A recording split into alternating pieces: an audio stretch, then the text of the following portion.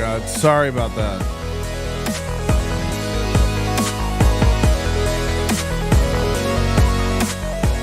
Sorry about the delay. I'm here with my friend Bong.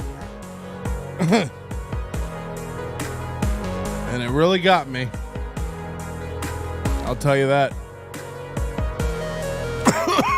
Patrick, why do you do that right before a show? Come on, man. Come on, man. I don't like that. Okay, look. I know you all could have been watching Willie Barcena right now. Fuck. I rubbed my eye after doing the bong, packing it. And now I've got this whole thing going. It's good to see Earl. It's good to see Sean. Adam says, this better be a banger. I'm staying up past my bedtime to watch. Earl Skakel is now binary, so that's pretty good. And Sean McCann, 2 available on a Saturday night. I mean, I made it at 11 so that everybody could make it, except the guy who was supposed to. Kool-Aid.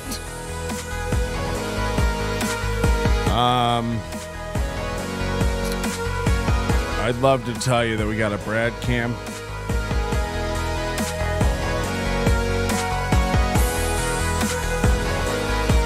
Brad is really camera shy.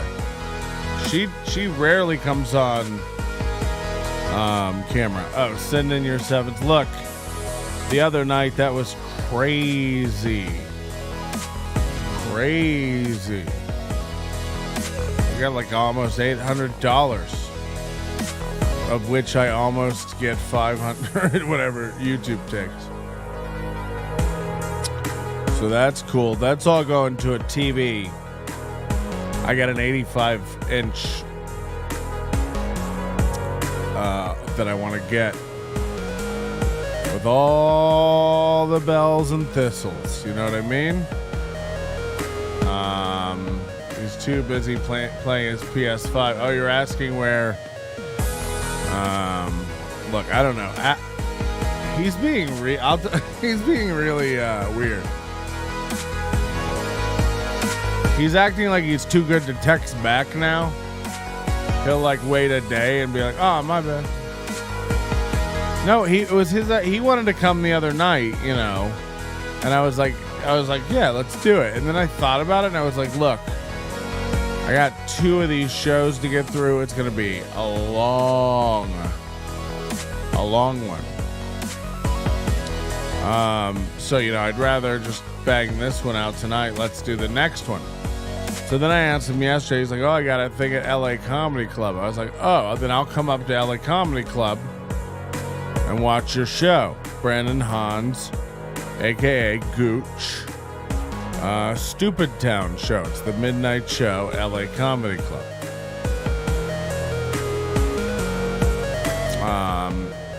But then he's like, "Oh, I fell." And when Kool-Aid tells you he fell, you know, you don't ask follow-up questions. But I did. And I was like, what? Like your ankle? Like, fuck. Are you going to make it to your show tonight? And he's like, probably not. And then he said it was his hip. And I was like, whoa. I can't imagine a hip injury. It must be the most painful thing. I'm sure I'll find out soon. Cheers, everybody. Drink up with the blood of wolves tonight. Okay, we're all gonna sap up the gravy of life.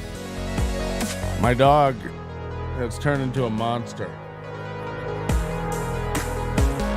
We have so much stuff tonight. You know, I won't be mad if you guys donate hundreds at a time. We'll get through it together. Kool-Aid didn't come. I don't know. Earlier he said, yeah, let's do it. Then he's like, we might have to do Skype only. And I was like, try to make it. This is like around 2, you know. I'm like, try to make it. But if we have to do Skype, we'll do Skype. Then like 4 hours later, he's like, I can't. I'm like, well, let's do Skype then. He's like, I can't. He's like, I'm going to pass out, man. I got medicines. And then 56 minutes ago, he posted that he was playing games. So I don't know. Like, just be straight. I don't know. That's crazy. And this alienates people, but I can't, be responsible. Like, I'm just telling you what happened. I don't know what happened. I thought he was down. He was going crazy the other night. Like, next time we're doing a bottle. Like, I get it. Your hips hurt. But just say that in the first place. Like, man, I got to wait till it gets better. And just answer and be honest. It's weird, man. I love Kool-Aid. We're great pals. But sometimes I have to tell people how human, I guess. I don't I'm weird. Like, I'm one of those people who's not afraid of just telling you and having the confrontation. It's weird to not. Like, it's weird to like what is more awkward? Just like saying like, hey man, let's communicate better. We're friends. Or just like going through the rest of our lives pretending. Like, that's crazy. I'm confused. You seemed like you wanted to be on a podcast. Now it seems like you don't. But I don't really know because I don't really get answers. And then you say, I probably can't because I'll pass out because medicine. And then you're like, I'm gaming. And it's like, all right. Well, I mean, like, I get the allure of gaming. The solitude, the blue glow of the screen. Like a campfire for nerds. We all just gather around the Steam app, downloading image after image of ROM after COM. I don't know how any of it works. I think he has a Nintendo Switch. Oh, he has a PS5 too. I don't game, and if I had a PS5, I'd probably never talk to my friends again. My Ring is getting notifications now. This is creepy. Who's outside of my... Oh my God. This is one of the most terrifying things I've ever seen on Ring. I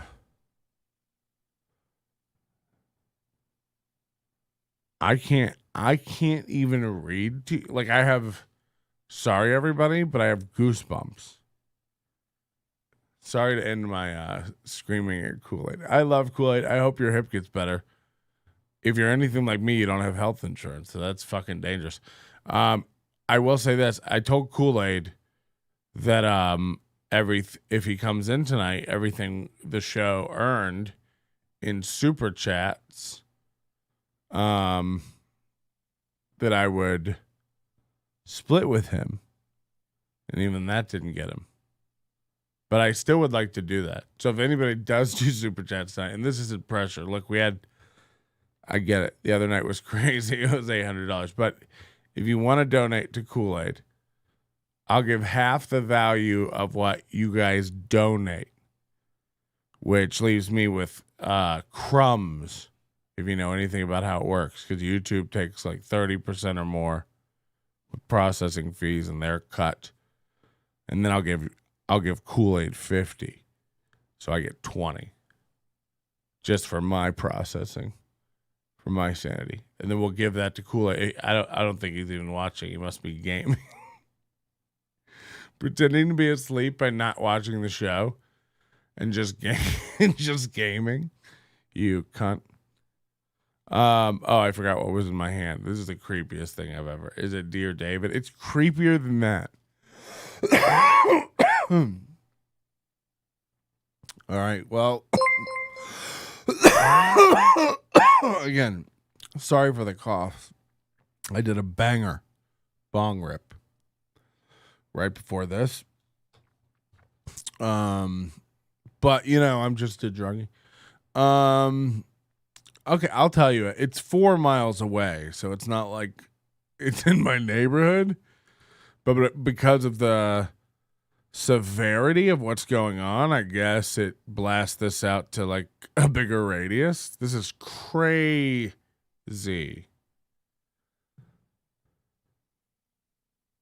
Baby girl wandering around our apartment complex.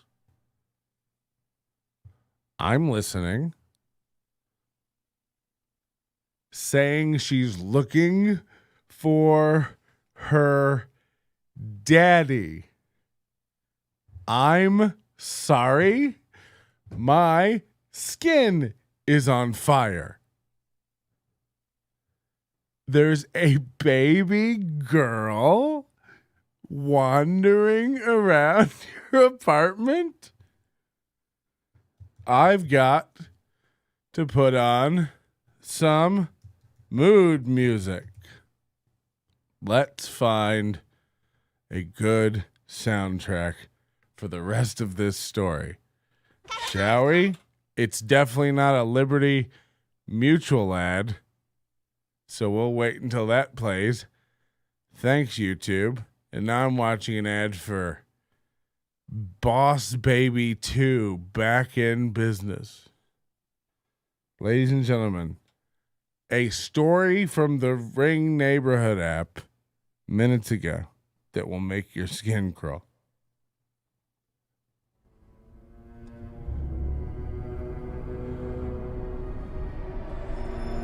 Baby girl wandering our apartment complex says she's looking for her daddy. She says she's 2 years old and her name is Desi. If anyone knows anything about Desi, call me immediately. Now, people are saying that you should call 911. I'm telling you right fucking now, if I looked out of the window in my, first of all, let's set the stage. I live in an apartment. Creepy enough. I look out my window and down in the street lights through the carport I see a baby. You know what's even creepier? If they have a blanket that they're like toting behind them, sucking their thumb, just walking in the moonlight. It's 11:21 p.m. You approached this obvious geist with what? Your cell phone and a dream. Hi, little girl. What's your name? My name's Desi. They always have a British accent. Desi? How old are you? I'm listening. How many? 2.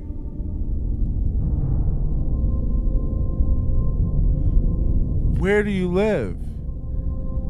I'm not sure. Do you live in this apartment complex? I don't know. Desi, do you know where your parents are from? Do you know your dad's name? Certain! So we do bits around here and that kind of stuff. Welcome to the show. If it's your first time here, my name's Pink, the singer. Fuck, I am high. Come on, guys. I'm telling you though, that's a real Ring doorbell alert that I just got. That's crazy. If you saw a child wandering around your world, fucking hell. Can you even imagine? They're calling it Dear Desi. I don't know, man. Do you even invite? You know what it is too? Because vampires, you have to invite them into your house. So like the obvious form to take would be like a child that just acts like, I'm confused, I don't know. And you're like, come in and watch cartoons. We'll put on Netflix for kids. It's where you just order a new kid every 3 weeks and then send it back when you're tired of playing with it. Netflix for kids. Guys, we've got a lot to get through tonight. I don't know. I'm babbling on and on like a brook. But we are raising money for Alex Ansel tonight. We're up to 50 cents. 50 cents for... Can I tell that story, by the way, Earl and Jay, about what you did to me, this prank? 50 cents earned for Big Irish Alex. Big Irish Aid. Guys, there's been so much that's happened. And I don't know how to get into this without trying to make it serious. But recently, I think this past week, it's Saturday now. This past weekend, our buddy Ty Rivera put on a, headlining residency show at the Thunderbird Hotel and Lounge. Now, originally this was going to be called The Kings of Comedy, co-starring Ralph Tutela. And then he was going to change the name to the Ty Rivera Comedy Cabaret. And then he was going to change the name, or he did change the name. I think they finally ended on fucking Boo. But when he sent out the video, it said Ty Rivera live at the Thunderbird Lounge in Las Vegas, Nevada, which I gotta watch. It was, of course, off-center and photoshopped by a complete amateur. But that's what the kids are into these days. But listen, we watched it. We did a review of it, a complete breakdown. I don't have to justify the fair use of that because we really, really tore it apart. You know, it wasn't for the content. And it's also community. It counts towards my community service hours, warning people about this monster. And I have to say, you know, to the people who think, there's people who are new on board with this, and they're like, what is his obsession? This guy's a maniac. Calm down, you know. I have a wife and a family. So, you know, I've got a lot to lose. But I also have armed guards and a hell of a drone defense system. So bring it. But I'm pretty easy. Ask around to people. I'm great. But every once in a while you run into a psychopath, and I'm not. Look, maybe it's because I'm in my 60s now. I'm an older man, and I don't have much time left, so I don't have time to beat around the bush when it comes to complete jackholes. And also, like, just as a, like, you know what I mean? Like, we're all just really animals on a rock. And, like, I'm not going to not stare at a nightmare. Like, this is crazy. Like, if you came across, a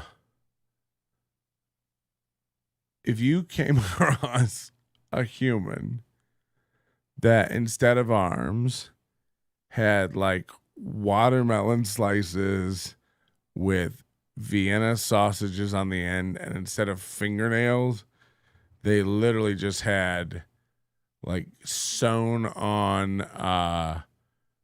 what are those things that girls put on their look. That's not the point.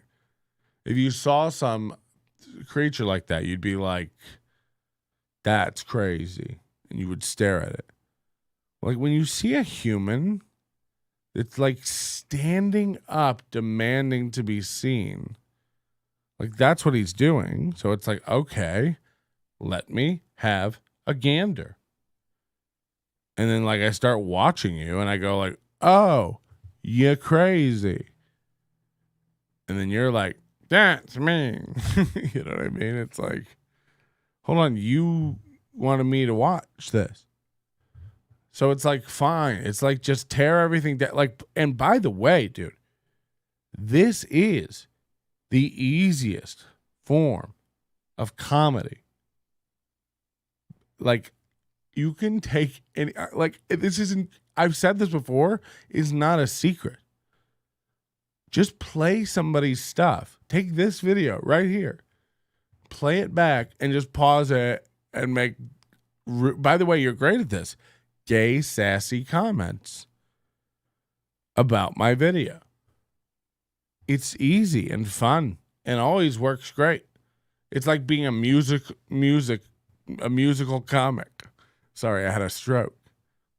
You know, it's a real crutch.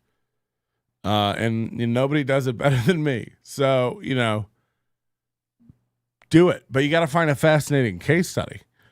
You know, you are also the problem with you. And look, you say you're not a pill queen, but you know, word on the street. You're like if you're not on coke or pills, like, wow, you know what I mean? I'd hate to see you strung out on that stuff, because you're a manic pixie, man. Like you. I don't know if I've ever seen a more insane man. I've got to be honest with you. And, you know, it makes sense now to me. When you talked for an hour about how another man stole a joke of yours. And yet in that hour, we're completely unable to convey the contents of said joke. Like, believe if someone stole a joke, I'd be able to say the joke. At best, it's just a very, you know, weird, weak premise. So, like, again, and then you've been asked point blank, like, what was the joke? And all you can say is like, I said it in the thing. And it's like, I mean, you didn't. You can't just keep yelling receipts. That doesn't mean you have receipts. I need to see them. So like, again, I ask you, what is the joke? It can't be like, you can't do it. And then we watch an hour special of yours. And then we hear another hour special of yours. And now it makes sense. you can't tell us what the joke that got stolen is, because you kind of just in your head have puns and you just say things in a sassy way that aren't really jokes. And then they get laughs. And you know what else I figured it is? Because I was talking to a comic today, and they said this. They said, I've seen him crush. And then it went off in my head because I've seen Ty Rivera crush. And it clicked in my head and I went, oh, they're two different things. You being funny and you being able to crush. I found myself laughing at the musings of a tiny gay man on stage myself. So I'm guilty of it 100%. But that doesn't mean he's funny. Now look, comedy is completely subjective. So like, you're allowed to think Ty is funny, and as we're going to learn tonight, there are plenty of people who do. I don't personally think he's funny. And there are people at all different levels of like what they think is funny. It's like you can sit and argue all day about Dane Cook isn't funny, or who's Lisa Lampanelli isn't funny, or whoever. But it's like if they're crushing it, if they're selling out like arenas and theaters, and I don't understand. Like, you can't really argue they're not funny. When you say that somebody's not funny, it means they're not funny to anybody. So like, obviously you can't say Ty Rivera's not funny. I don't find Ty Rivera funny. I think it's embarrassing if I hear a comic now that I like. Look, I'm gonna be fair with you. I'd never seen Ty do a long set. They're always like 5 minutes. Like spots on shows. But now that I've heard 2 hours of this man mumble into a microphone, it is no different than his podcasts, only less coherent. I'm high as a fucking kite right now, and I'm still able to put together sentences and enunciate in between painful breaths due to the tar in the marijuana. It's this weird, it's almost like I can't explain it. I get the same kind of the same feeling from what's the chick that's married to Moshe Kasher? What the fuck is her name? Oh God. That's gonna drive me nuts. I get the same feeling from her. It's almost this like, I don't now. Now hers is a bit of a character, and also she's a little funny, so it makes up for it a lot. But it's like this attitude where it's kind of like, I don't even want to be here. Like, I'm too good for all of this, as evidenced at TyRiveraComedy.com, when almost a year ago he said, I'll be quitting comedy in a year. Yet to be seen. Probably another lie. As we're learning, he's one of the biggest liars in the world. So he puts together this festival. Before the festival, he's made some videos. I want to show these just to offend the natives. Natasha Lejar, thank you. Let me get volume.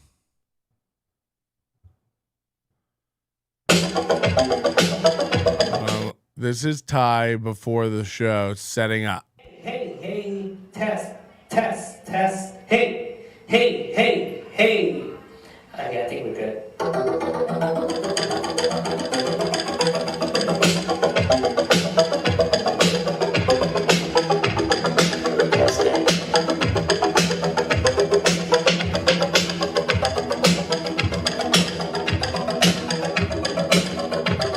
see this? It's like 7 tables. This is his opening act.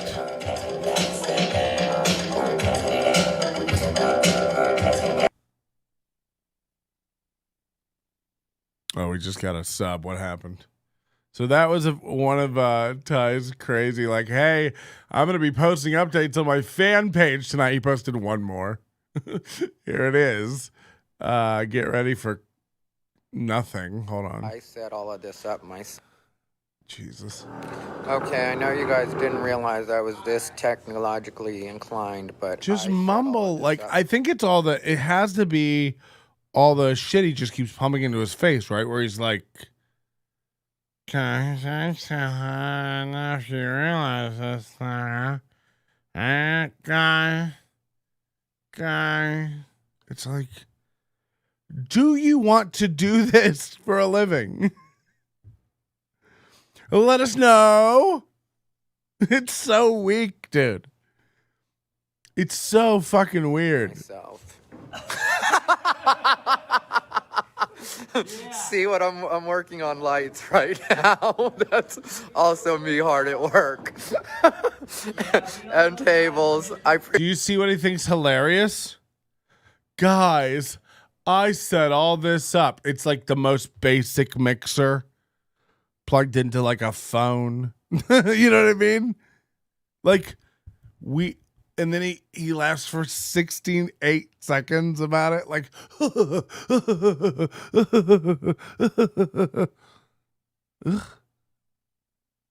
what? So this is what he thinks funny. So, like, of course it sucks. Pretty much do everything around here.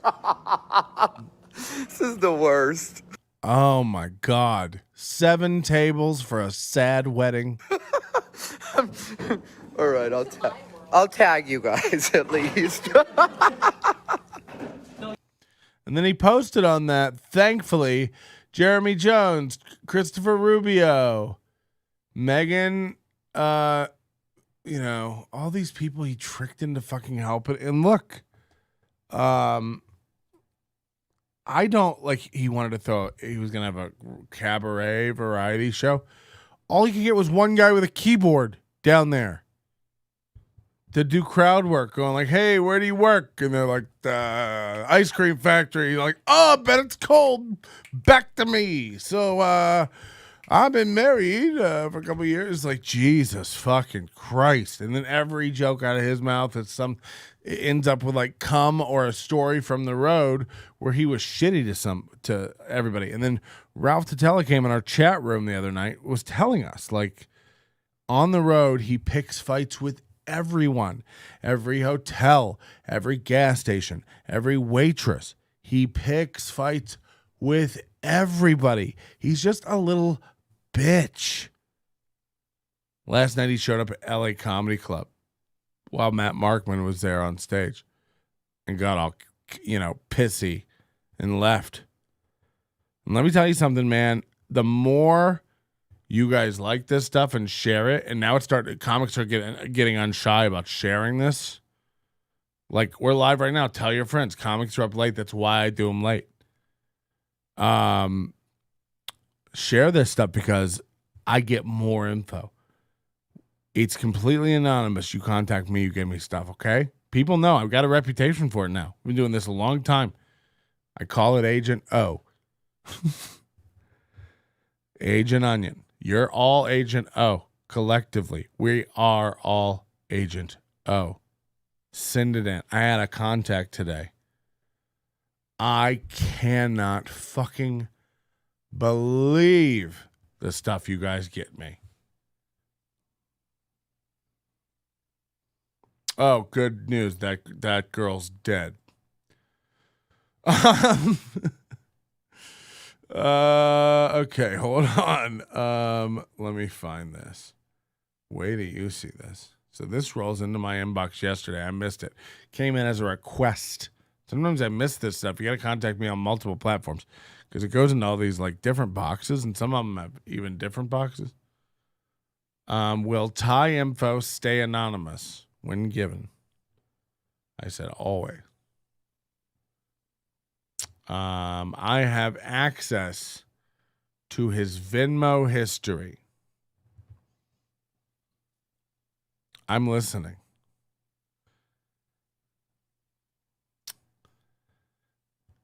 He got, and I don't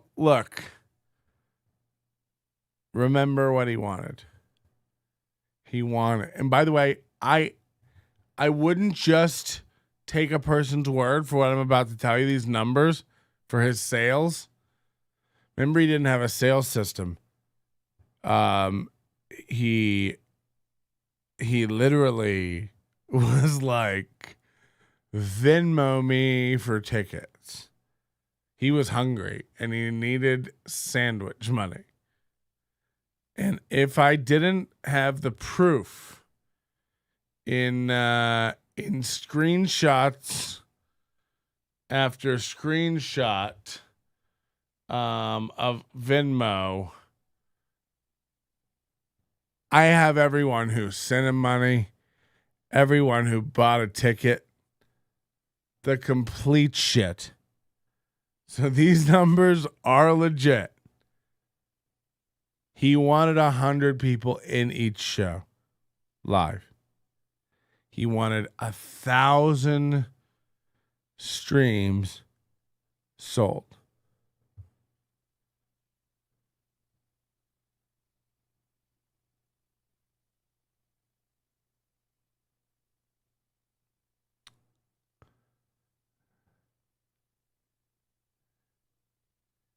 $10 tickets for live stream only. Oh no. And really hit it out of the park. All 4 shows, total number of tickets, 14.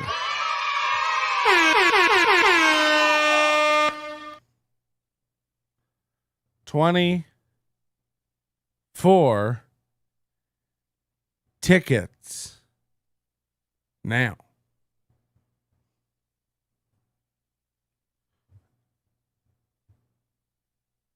Let's say he sold more. Let's say he did.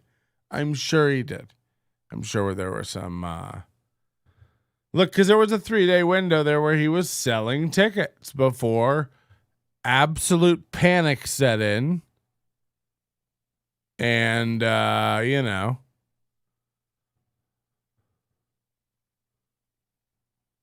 he gave them away. Said, please come down. It's free.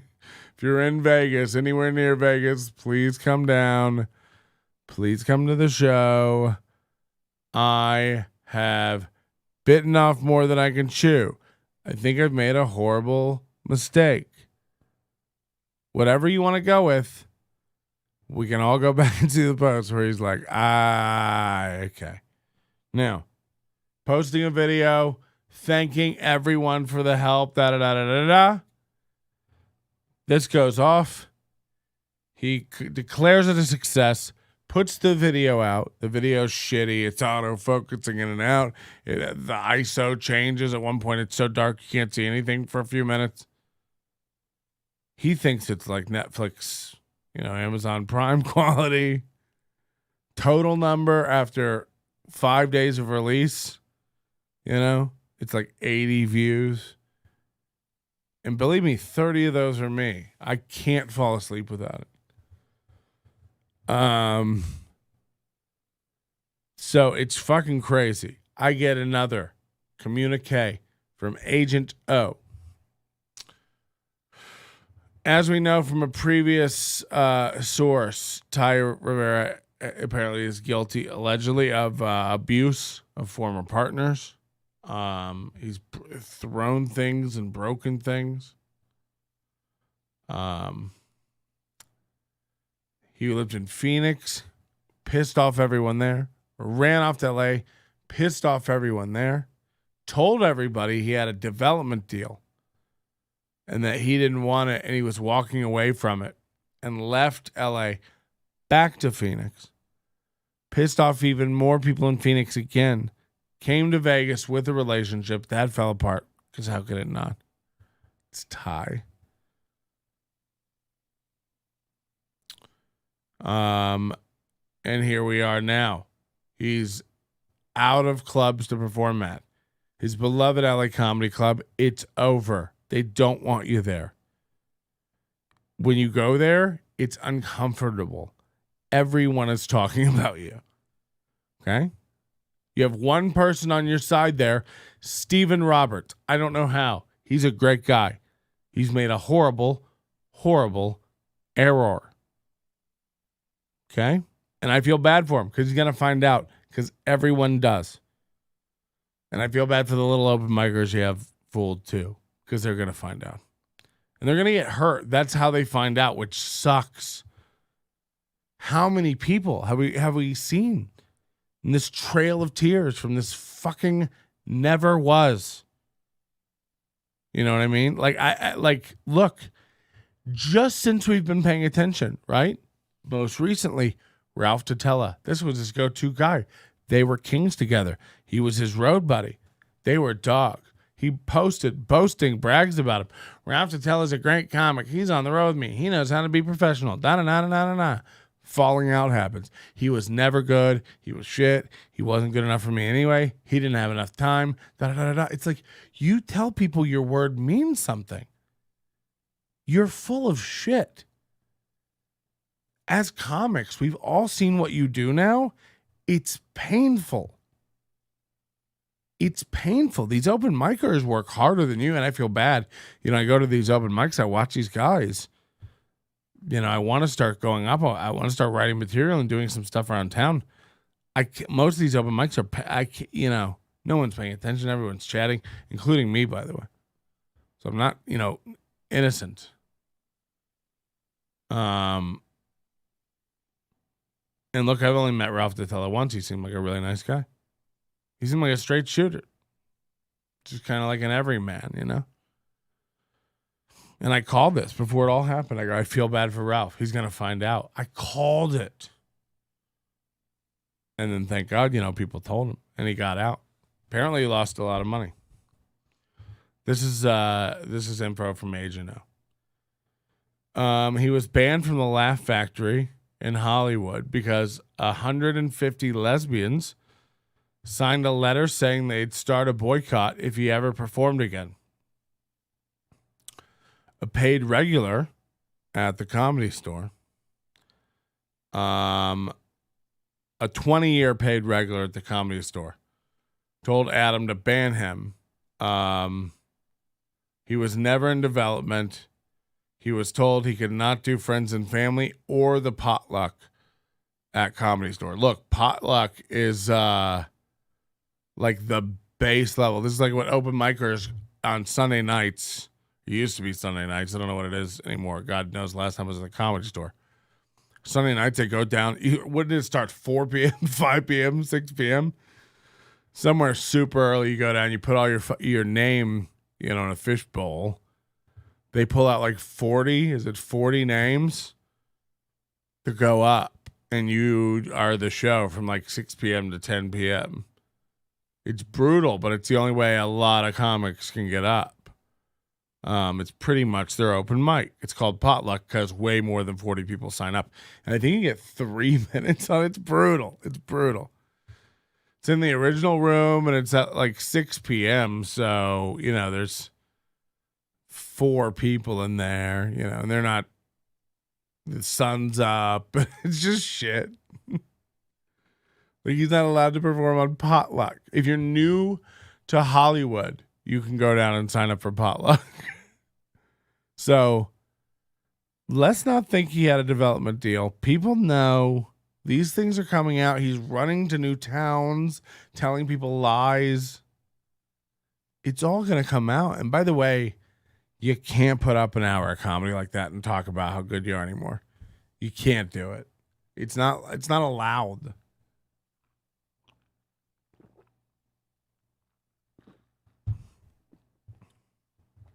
It's a crime. A criminal crime. So tonight we're going to watch the latest iteration of Ty Rivera's Unbothered. And we're going to break it down because, the thing is, when you break this all down, it's like, I don't do this because I hate Ty or wish anything bad to Ty.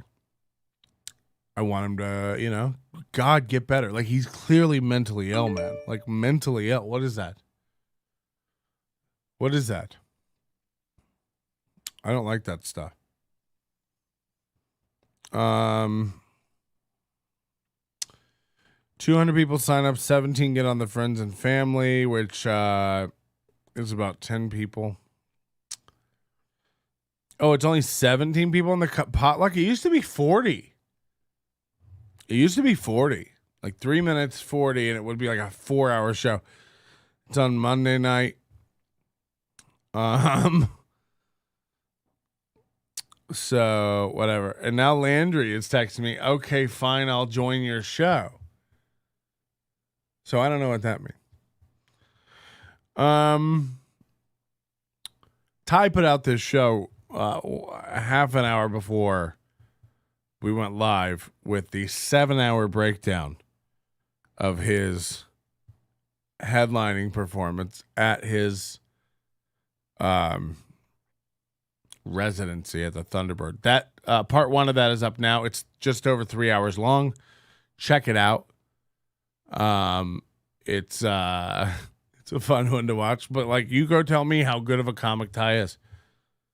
You make me a list of all the bangers, man. You tell me what he pumps out. I'd love to know. I like that stuff.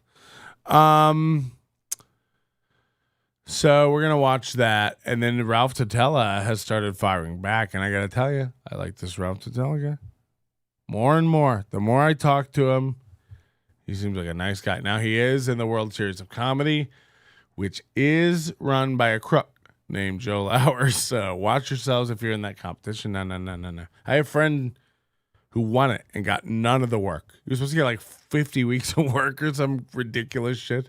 He got none of it. None of it. He won it. Ty Rivera won it. So what does that tell you?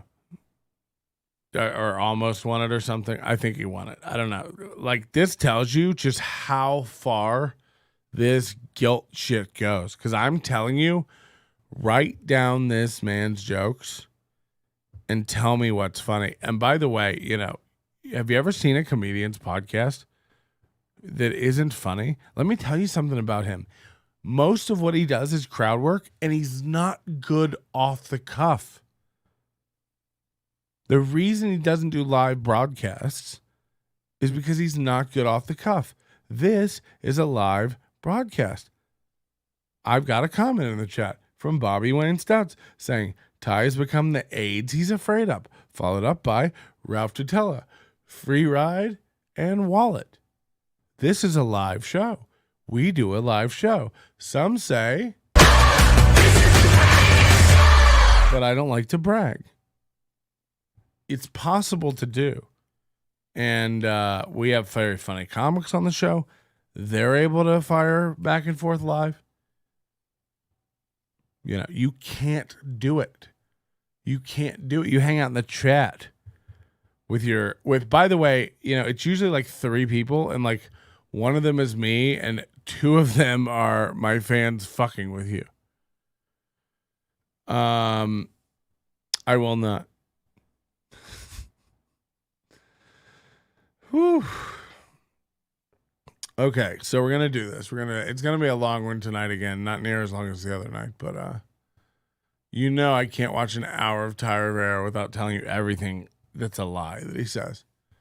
Like, it's time to start for the chickens to come home to roost.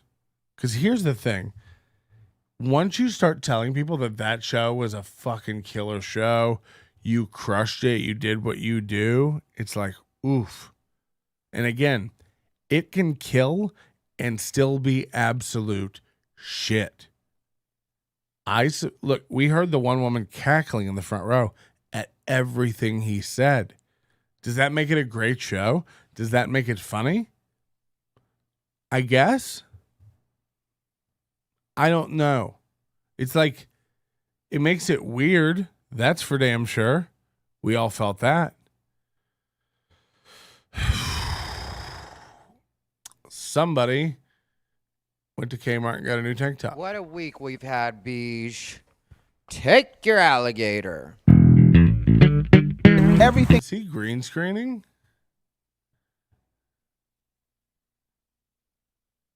Is he green screening? It looks green screen, man.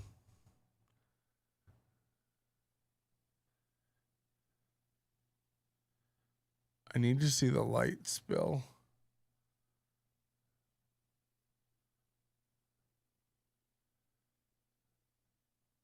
The shadows, maybe. Fuck. God, look at those lips. We actually, this, I just found out about this, but my producer, whoa. What just happened? Oh, fuck. Half of this goes to Kool-Aid. You know that.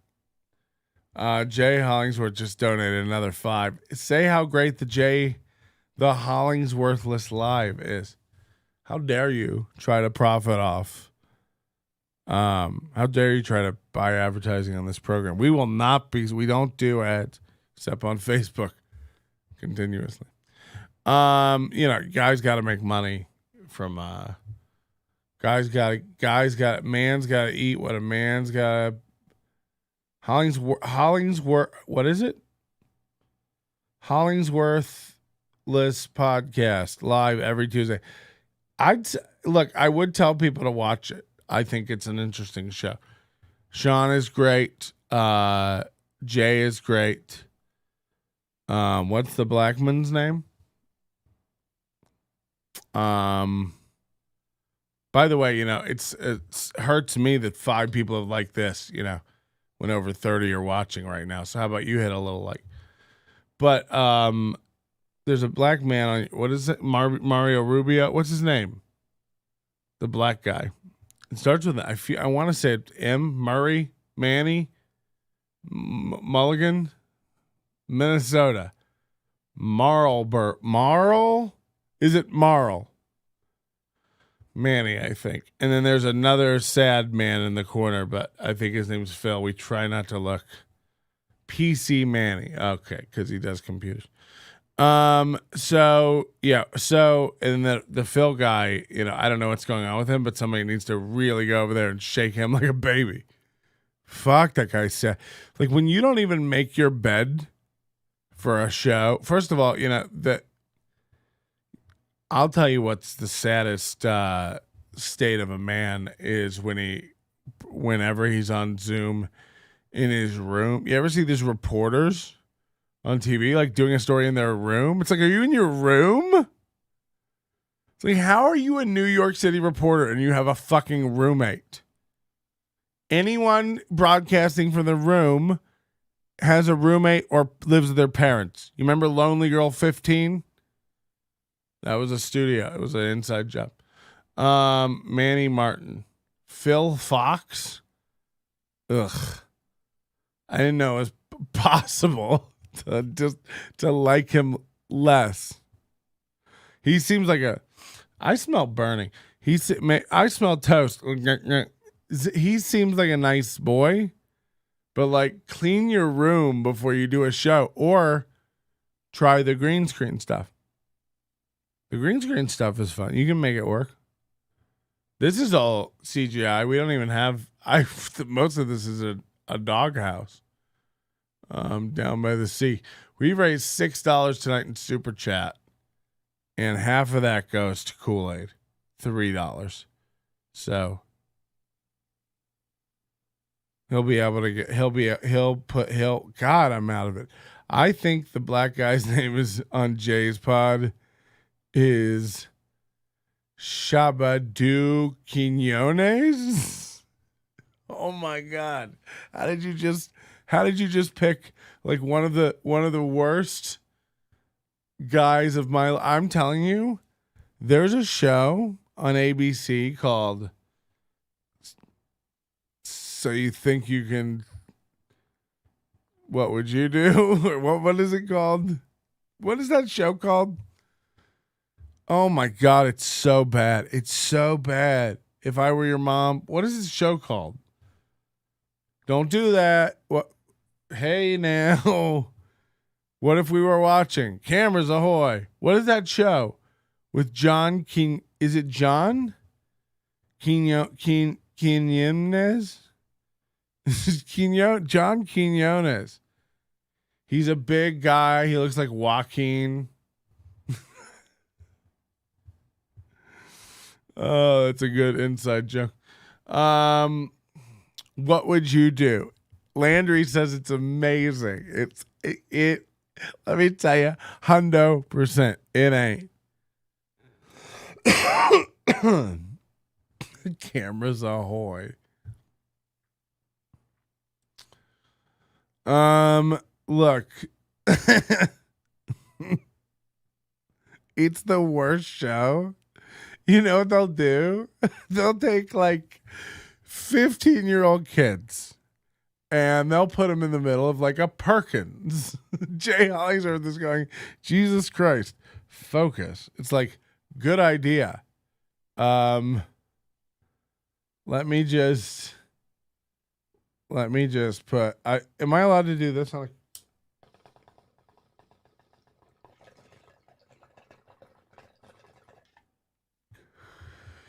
So look, they'll put like 2 15-year-old kids, 3 15-year-old kids in a Perkins restaurant. It's like a diner type deal and bakery. And it'll be pretty full, you know, like at like lunchtime. This podcast tonight is the residency podcast.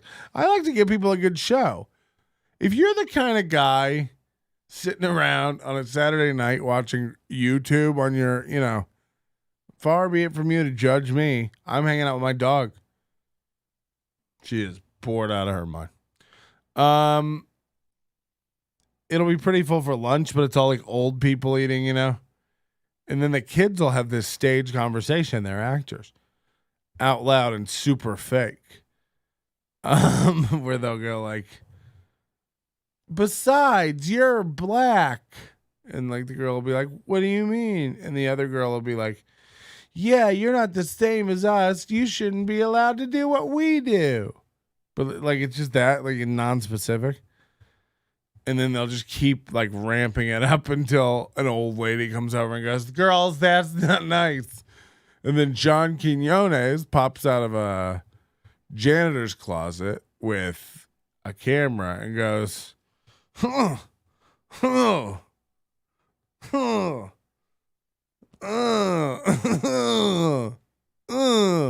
me. He always does it like, you're not dreaming. It's me. Can you believe it? And then everybody's like, I don't know the show. What is this? I'm having pea soup with my daughter. That's what would you do in a half shell? They allowed our actor to stick his dick into their water. But what would you do if our actor was a woman?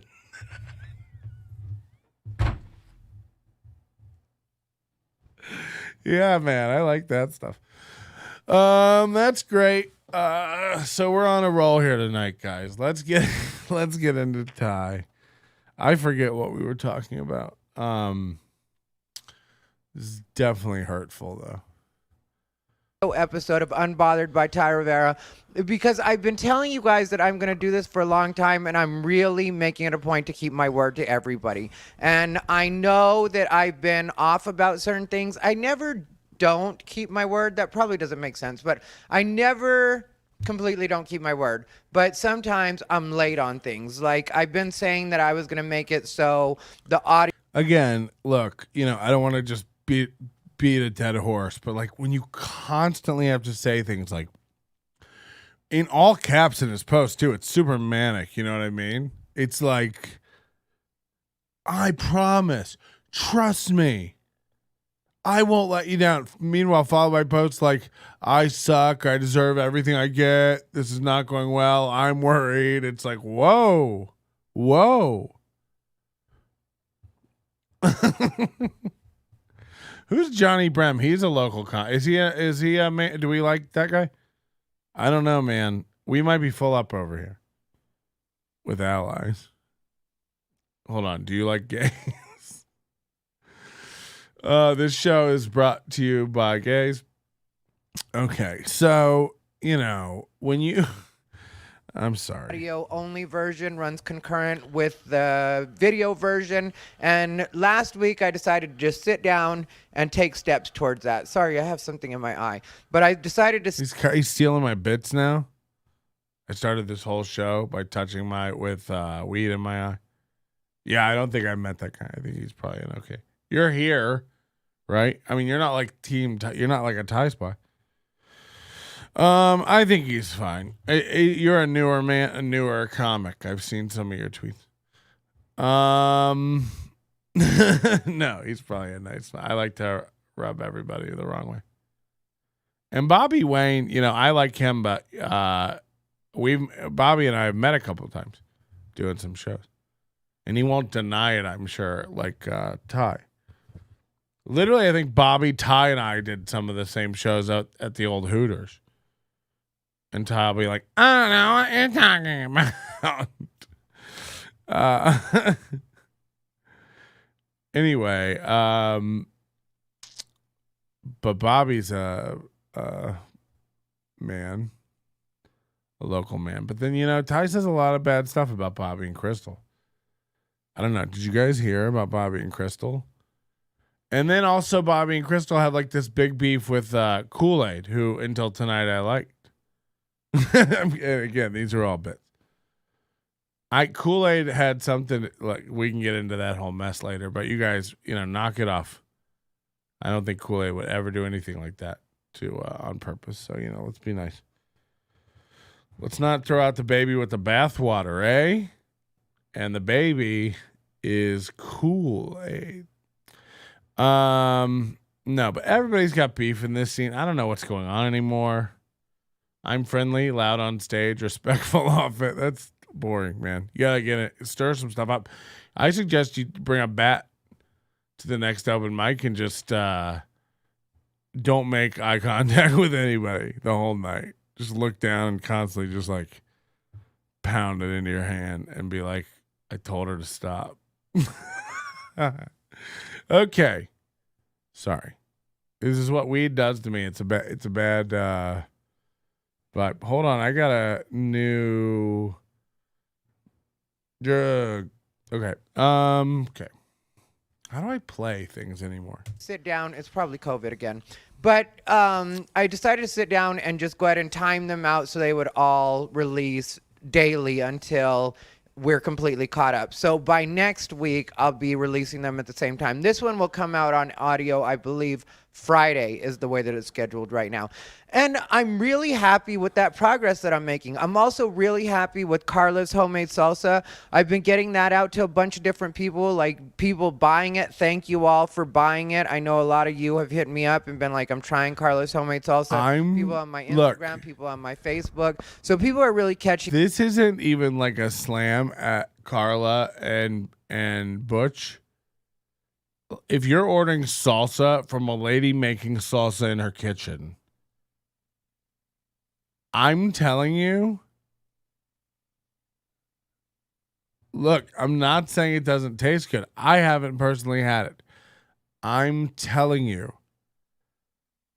a lady making salsa in a pot in her kitchen,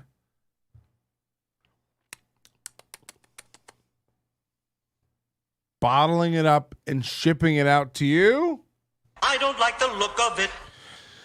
I wouldn't let that near my other condiments. I'd at least have to keep it on its own shelf, man.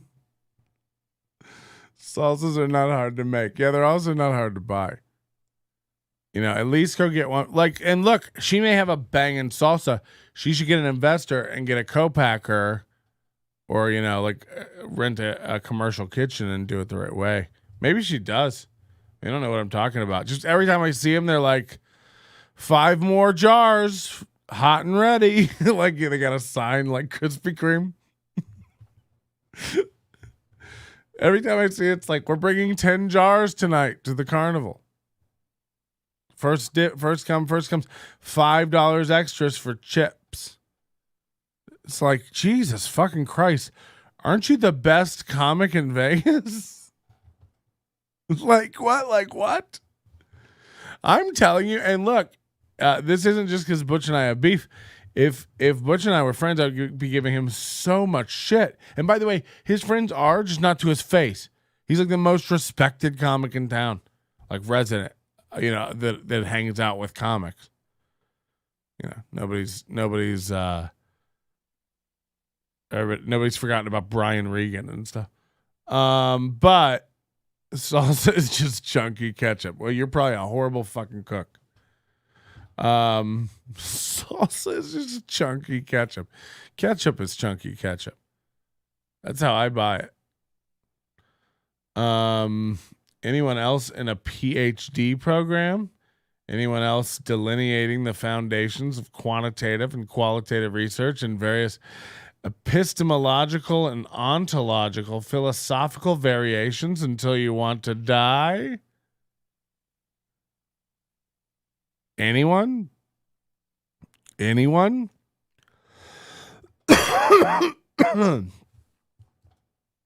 Sorry, let's get back to Ty. On, and everybody that's tried it loves it. Today, Steve Mudflap McGrew gave it a shout out on his page, which is huge. I have a lot of friends that I'm sorry. What? Today, Steve Mudflap McGrew gave it a shout out, so that's huge. I don't even know what to say. Like, I don't even, like, what do you even say to that? Who is that? And I'm sure I'm dumb. Look, there's a lot of big shit I don't know about. I don't really care. But is that a thing? Do we all know Steve? Am I the dummy? Because the last time he was talking about somebody big getting canceled, we looked him up. He had like 300 Twitter followers. It's like, I didn't tweet for 2 years and I have 13,000.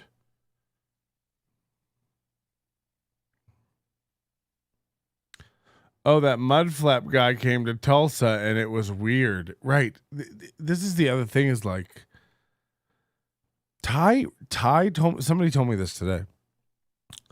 Ty really thinks he has followers, like that people like.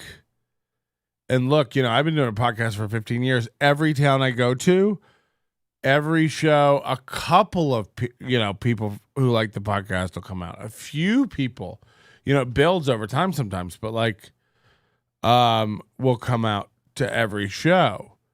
But like, he's so delusional, being like, I'm gonna.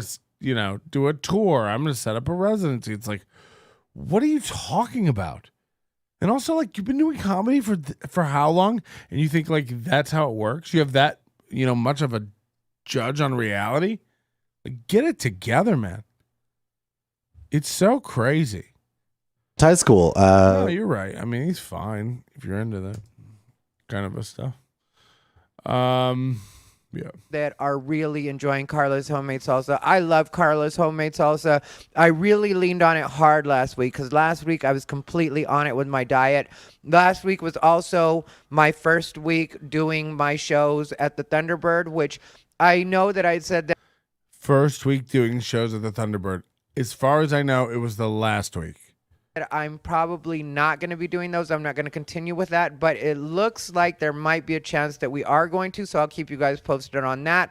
They were very happy with the way things turned out. There were a lot of hiccups along the way, and I let everybody know that throughout the process, because what people forget about me is that people sometimes think I'm coming apart on social media, but I'm not in a relationship at all. So, yeah, there's people that I mean, he's right. And he's talking about friendships, romantic. I came to hear what you have to say about Ralph. I like Ralph. Don't worry about it. Like, if you're here to like protect Ralph Ralph's fine. No one's attacking Ralph on this show here. We have Ralph's back.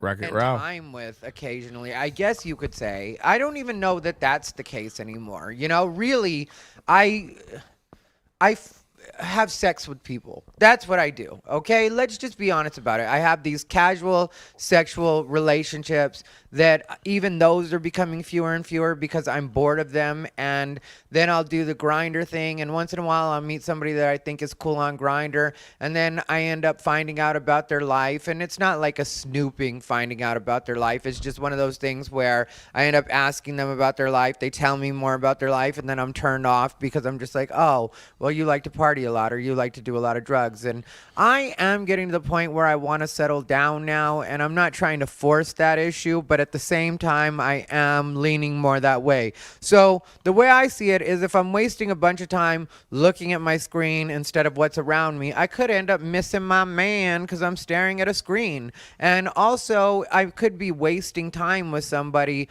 when my man is waiting for me out in the regular world. And I've been spending more time with friends that motivate me, and that I think is beginning to. So the seeing people thing isn't, it's a trend across his life. He thinks there's a man out there waiting for him. He thinks there's an audience out there waiting for him. Piss off haters even more because I don't allow people. He also takes my, look, I have an obsession with insane people. I like to watch murder shit too, this is crazy. Because when he snaps and kills, hopefully it's not me, but, roll the dice. When he snaps and kills, I'm going to love to see the footage of him just break down and peel off this face. Oh, Brad Goulby, that guy can fucking die in a tire fire. People to have space in my life that aren't trying to see me get ahead. And especially with everything I've had going in the last couple of weeks, the way that all played out was I was supposed to have a partner, and I'm just going to talk about this, and I'm not going to do edits on this video because I just want to talk about things the way that they are, and I want you guys to be able to. Have you noticed that it's such a weird thing because when someone starts picking at something, and I do it to be, just to have a goof. I goof with Jay Hollingsworth, and he doesn't he doesn't freak out and change himself because I teased him. Because that's insane.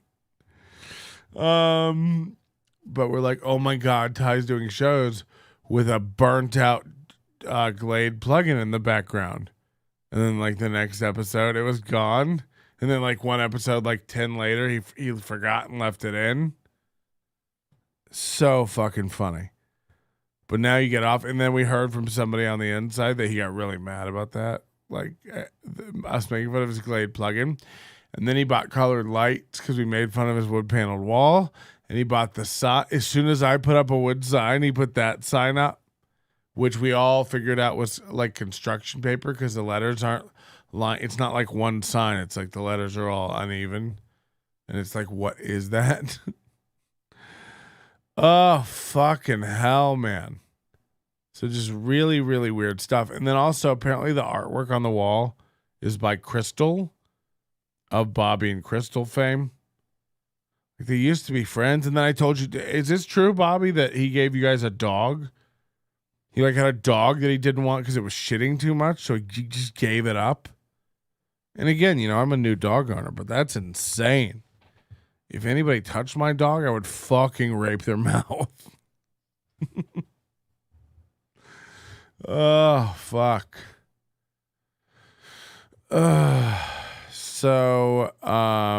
I just, this guy's not a good guy. Ty goes to open mics to find his next ride to a road gig. That's 100% it.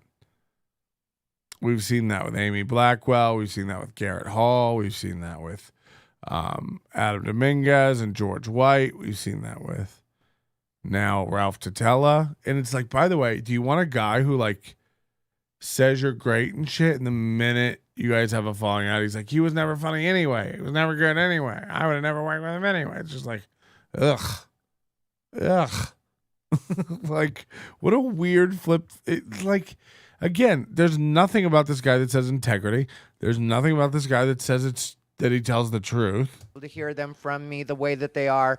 And yeah, I might say some stuff that sounds inflammatory, but I'm also over people getting mad at me for just telling the truth, because really that's all I've done in any of the situations I've been involved with lately, which have all involved me directly. And that's why I'm not putting up with a lot of the extra people that are like, Oh my God, this is just confirmed from Bobby. Yeah, he ditched the dog at our place because the dog peed in his apartment too often. It's like, I'm telling you, these poor dogs. Ty's always gone. All he does is like one night a road gig. So he's gone Mondays, Tuesdays, Wednesdays, Thursdays, Fridays. Now look, when I go out of town, sometimes I'm gone 3 months, 5 months at a time. And I do have a dog now. But, you know, thank God I also have a Kathleen and the wonderful children. And they can watch the dog. I'm not retarded. I don't think that I can like leave my dog for 8 hours a day or not spend time with my dog.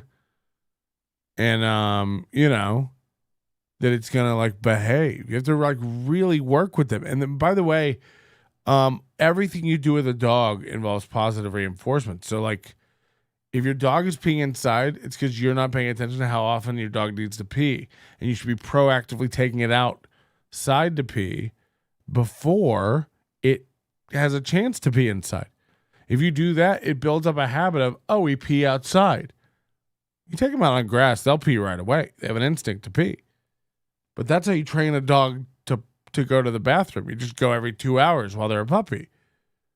And then eventually they learn to hold it. And then you're going to take them out. When you take them out, you know, if you're not an inattentive dad who leaves for 9 hours, I guarantee you this dog's pissing and shitting in your house because you leave it alone all day long. I guarantee you. Crystal said that's not my art. FYI, I gifted him some originals with the art stuff behind him is from another artist. Okay, good. Because we've torn it apart. Yeah. So when you give up a dog, because it's not potty trained, you're super lazy. It's one of the easiest things to teach a dog. One of the easiest things. And you just don't spend time with your dog. And you're not successful enough to spend time with your dog. Like, you really shouldn't have a pet. You know, when I gave up my dog, Chewy, my first dog, I had a Cocker Spaniel from 2003, two maybe, till 2009, and I had a full-time job. I started comedy in 2003, and I was house MC at the Tampa Improv and had a full-time job. That job allowed me to take time off and travel and do comedy. And in 2009, I decided that I was making enough money from this podcast to do it full time. And I've never worked another fucking regular job since. But in 2009, when I started traveling nonstop, 40 weeks a year doing comedy, that road life and that, you know, constant flying and opening for people, I gave my dog away to a young couple that wanted a dog and had time to spend with a dog. It would have been horribly selfish, as hard as it was for me to give up this dog, to keep that dog and keep putting it in kennel. It was not trained, so like people didn't want it after watching it one time. This was because I never had time for this dog. I had a full-time job. And then I would go do comedy at night.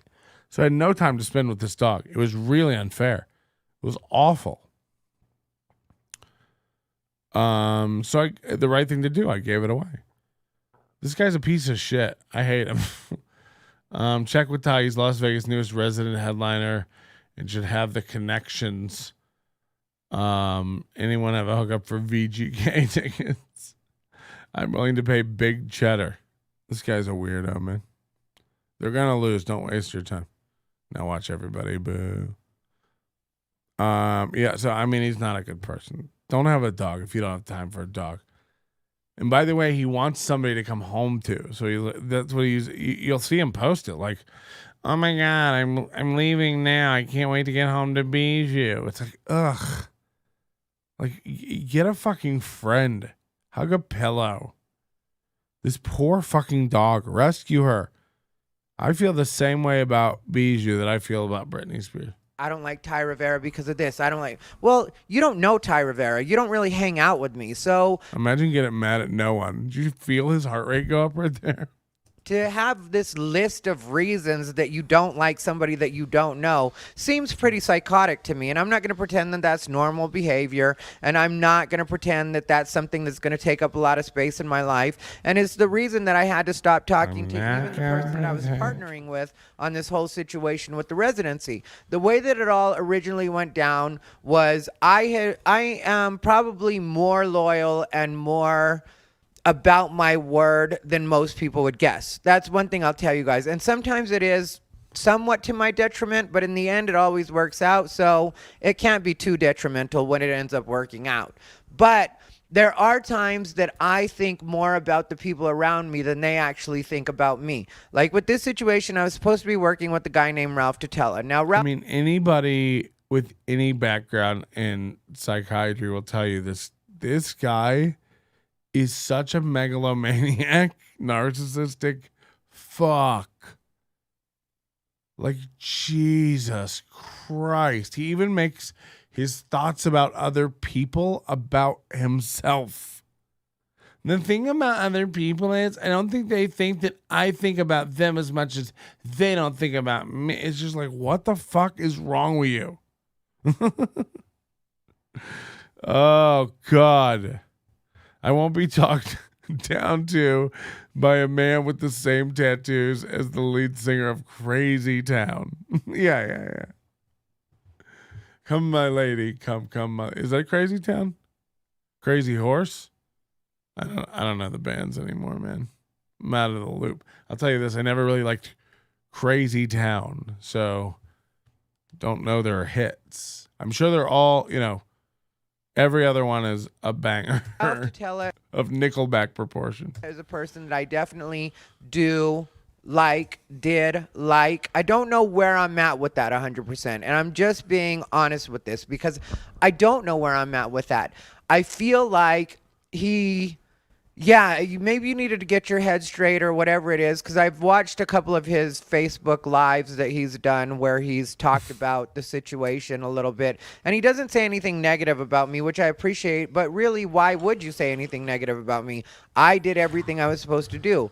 You didn't do what you were supposed to do, and so, maybe our feelings are a little bit incongruous when it comes to that, because I ended up having to do all the work that we were supposed to do together. And I made it all work in the end, but it sure would have been nice to have that help, especially when the way the situation played out is I'm probably going to give you guys a couple lessons here in stand-up or the way that shows work in the Vegas area, and that is what it is. It's just part of the way that it goes down. So if you guys can catch some notes, if you're a comic that's looking to know a little bit about the way things work here, then maybe you might want to imagine Ty Rivera telling you how comedy works. Get a pen and jot that down.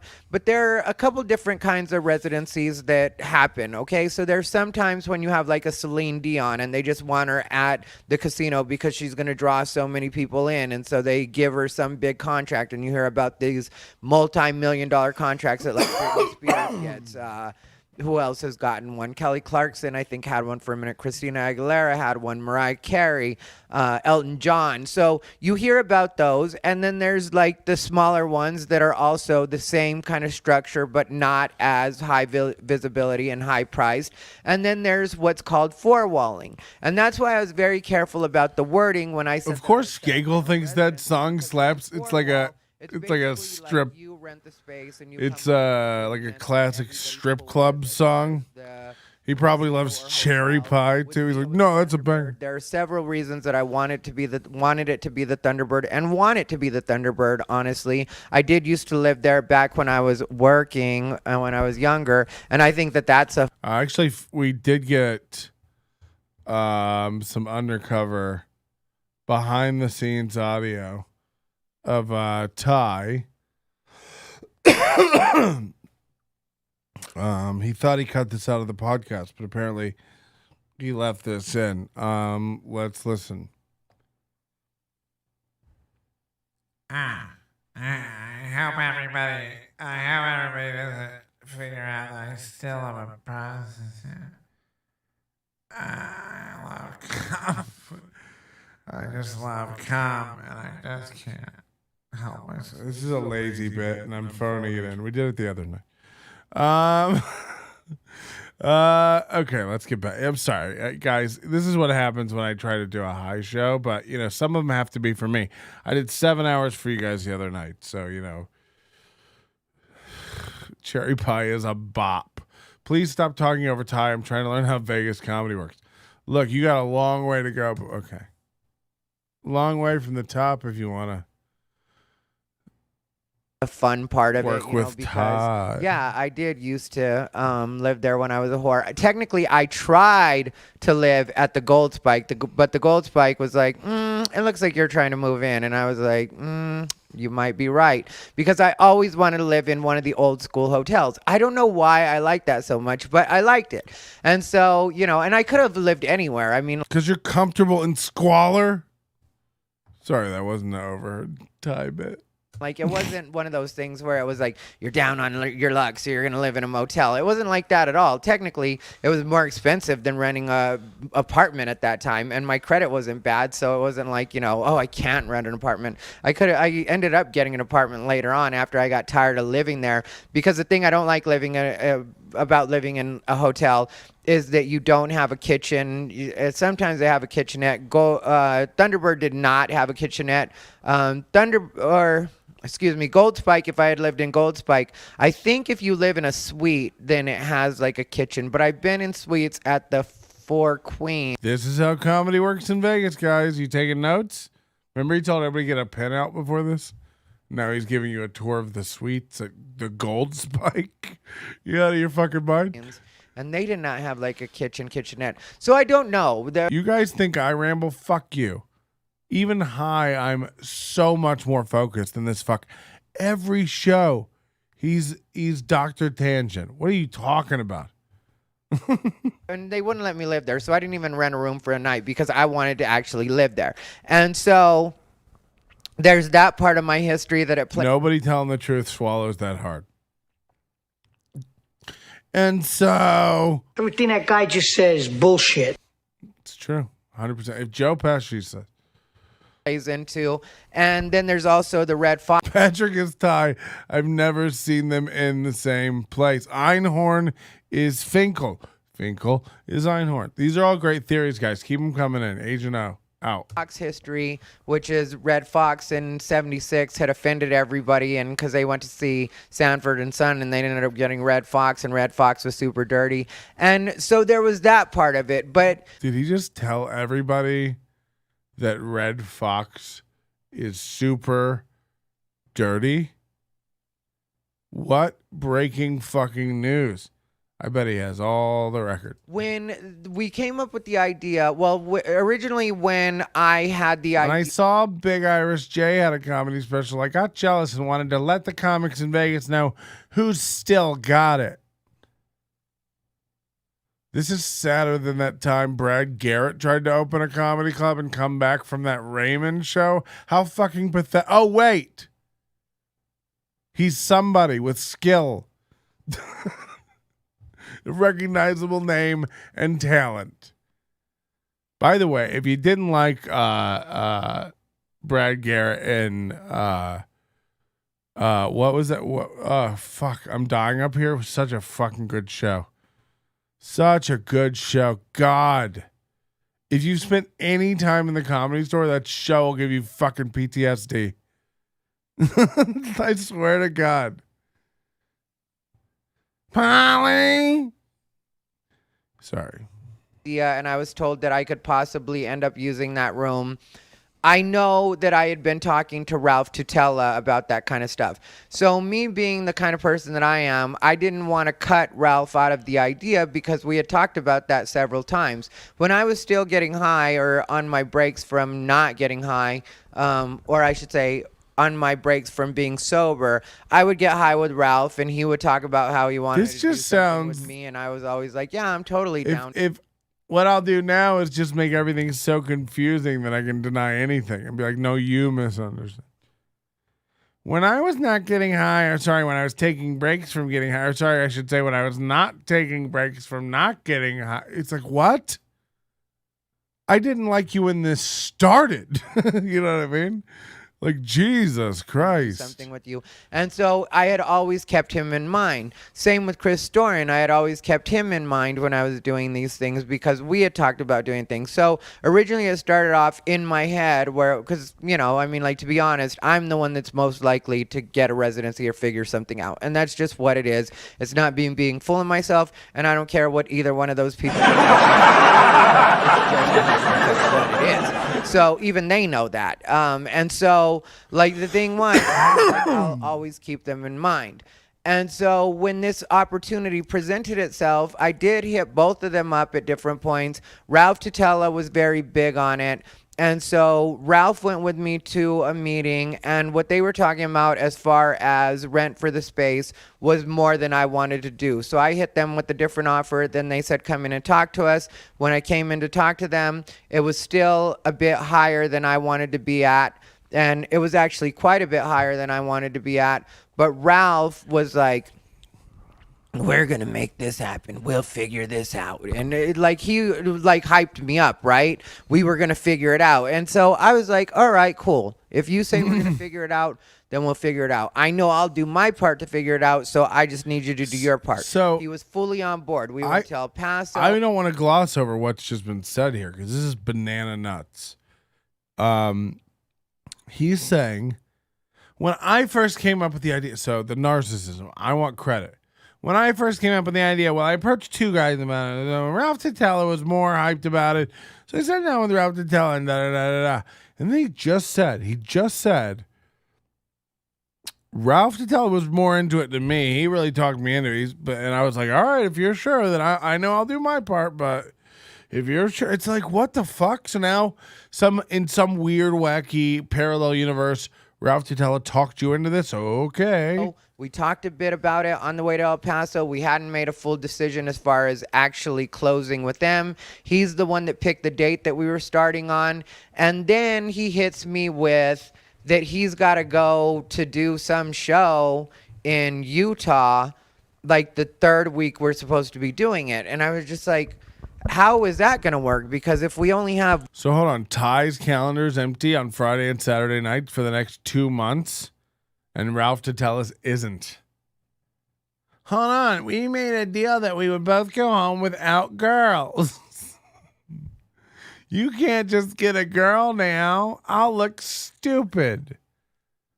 1 week, because the way that it was supposed to work. It was the way. Imagine breaking down a bit. I'm telling you, it would be so embarrassing to go online and tell people like what flopped with your business deal, like, and he was supposed to, and I was, but you know he just didn't make that. But I said that. Oh God, you just said it was a success. Like the fuck. We're already booked on. I think it's June 19th, and so we were gonna have June 18th. I think is the way that it worked. Hold on, who's June 18th? Or maybe the opposite. Either way, one of those days we were going to have a full weekend, which would have been last weekend, that we would have been able to do our 4 shows. Because originally I just wanted to do 2 shows, 1 show a night, Friday and Saturday.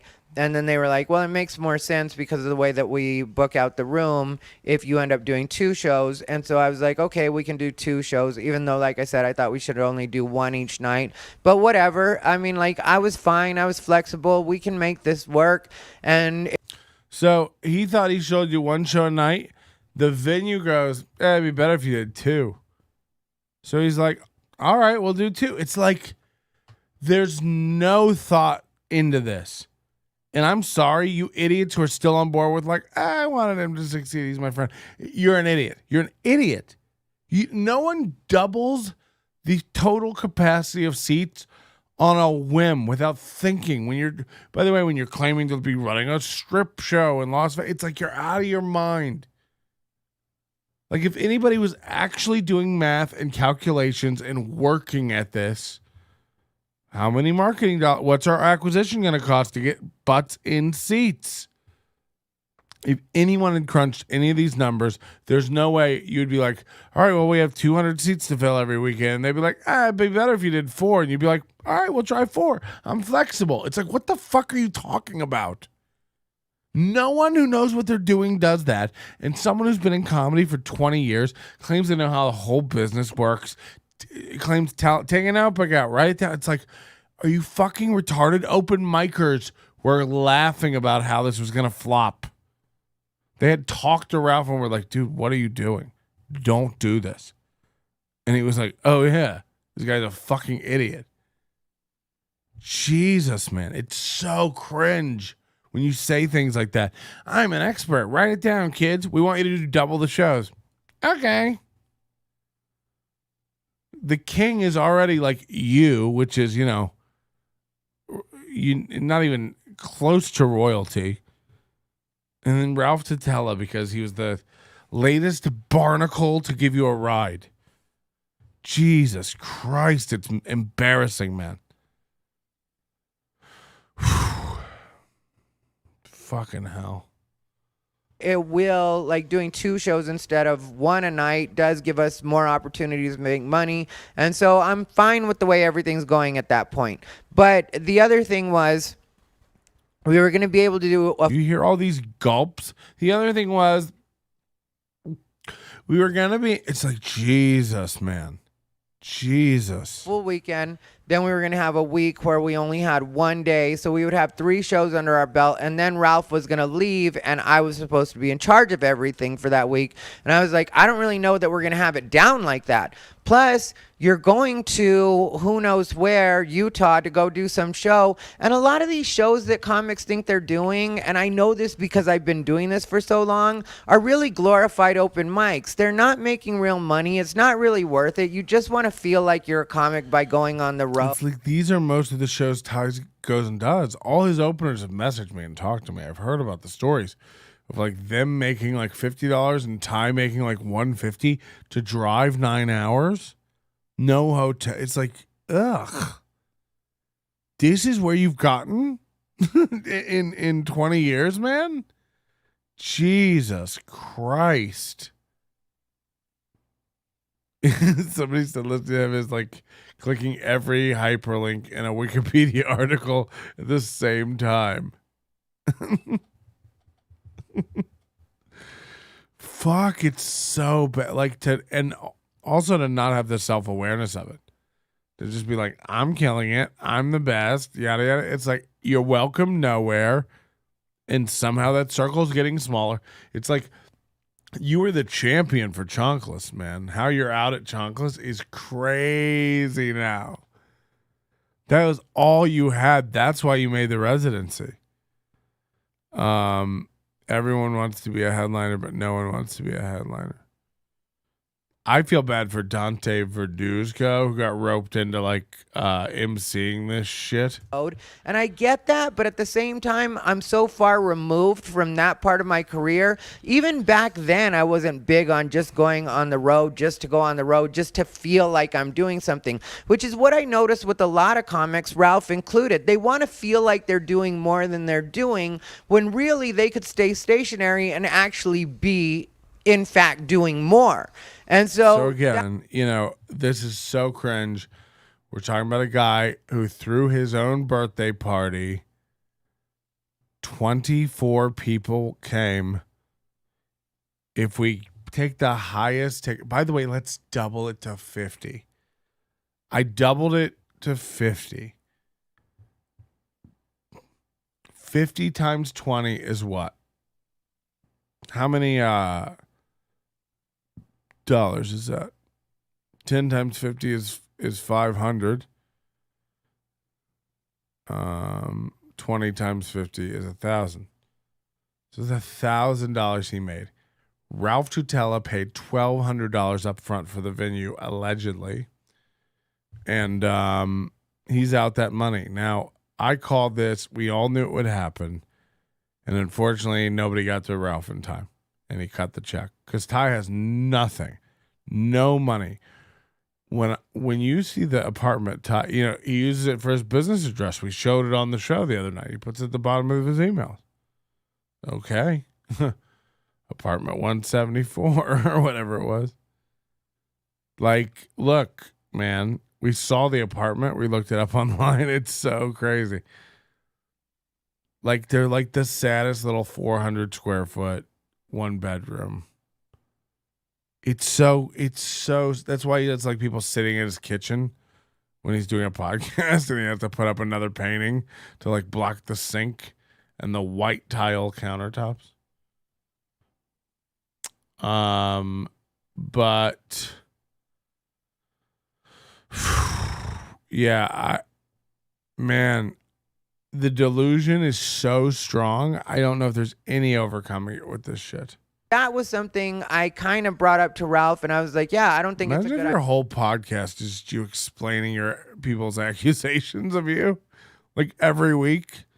And the thing with that was, and what people need to know is, and I think what people forget about me. Idea if we do it, if that's your plan.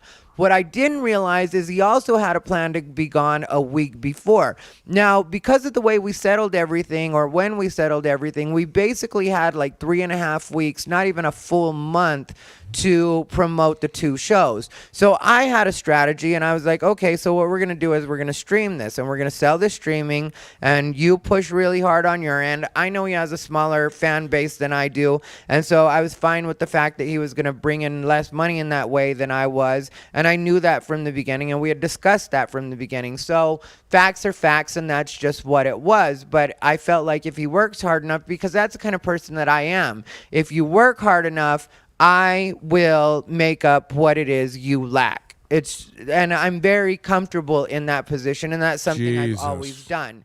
So when it comes to that, I was fine with that, but I need you to work as hard as you can possibly work. And when you're talking about going to some open mic, and then, you have something else you're headlining in Redlands, California, which, okay, whatever, but it's just like you're really seeming like you're just not wanting to really do stuff.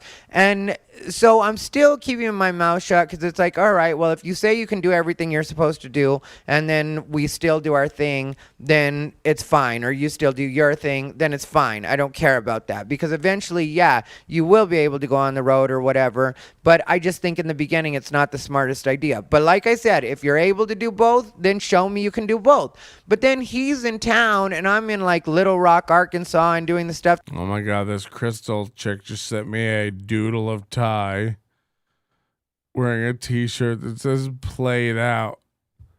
I like that. She's just doodling. That's great. I think that's great. Get high, put the kids to bed, get high, and doodle while you listen to a madman rant. That I have to do, and he's not doing the stuff he's supposed to do here. Instead, he goes out to the open mics to gloat to the comedians, and then the comedians fucking chop his balls off, put him in his pocket, and send him on his way, which is what I know happened. Because here... So hold on. In Ty's opinion, Ralph Tutela went out to an open mic. All his friends said, dude, don't do this thing with Ty. It's not going to work. Ty's not going to sell any tickets. This is going to flop. Don't do this. It's going to look bad. Everyone told him this. In Ty's, and then so Ralph goes back and goes, yeah, I'm not going to do this, man. Sorry. In Ty's mind, that what he's saying that is Ralph went to the bar, all of his friends cut his balls off, and then he ran away. It's like, it sounds like he got balls and then stood up to you and put you in your place. And by the way, then you stole $1,200 from him, according to him. Here's the way it went. Like, we're talking, we've got all these plans we got to start working on. I'm thinking about the way the idea can work. I'm on the phone with Stephen Roberts, because Stephen Roberts... Okay, sorry about that. I had a little bit of a technical difficulty. But the thing with Stephen Roberts is the kind of person that's like works in both worlds. Like, he's really good at the creative part, and he's also really good at the business part, or at least when it comes to translating the things that I say from just being my messy creative self to... He's not, and he claimed the Laughed Out Loud Comedy Festival he threw last year with Stephen Roberts and Jocelyn Sharp was a giant success and a big, big thing. I wouldn't know. I was on tour in Australia. The point is, also claims the same about this show. So if that was the same, I haven't heard, anything about it, and I have reserved judgment. I wasn't at the festival. I can't call it. But if he thinks this residency was a hit, sounding a bit more professional. Like, if I come up with the bio and I run it by him, he can reword it and he can make it sound more professional.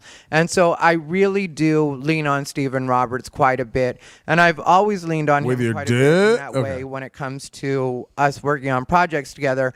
And I'm also the kind of person that... One of the problems me and Ralph had was Ralph was thinking it was going to be just me and him, which, yeah, that's great if you're doing everything that you're supposed to do and you're able to make up for the things that I can't do.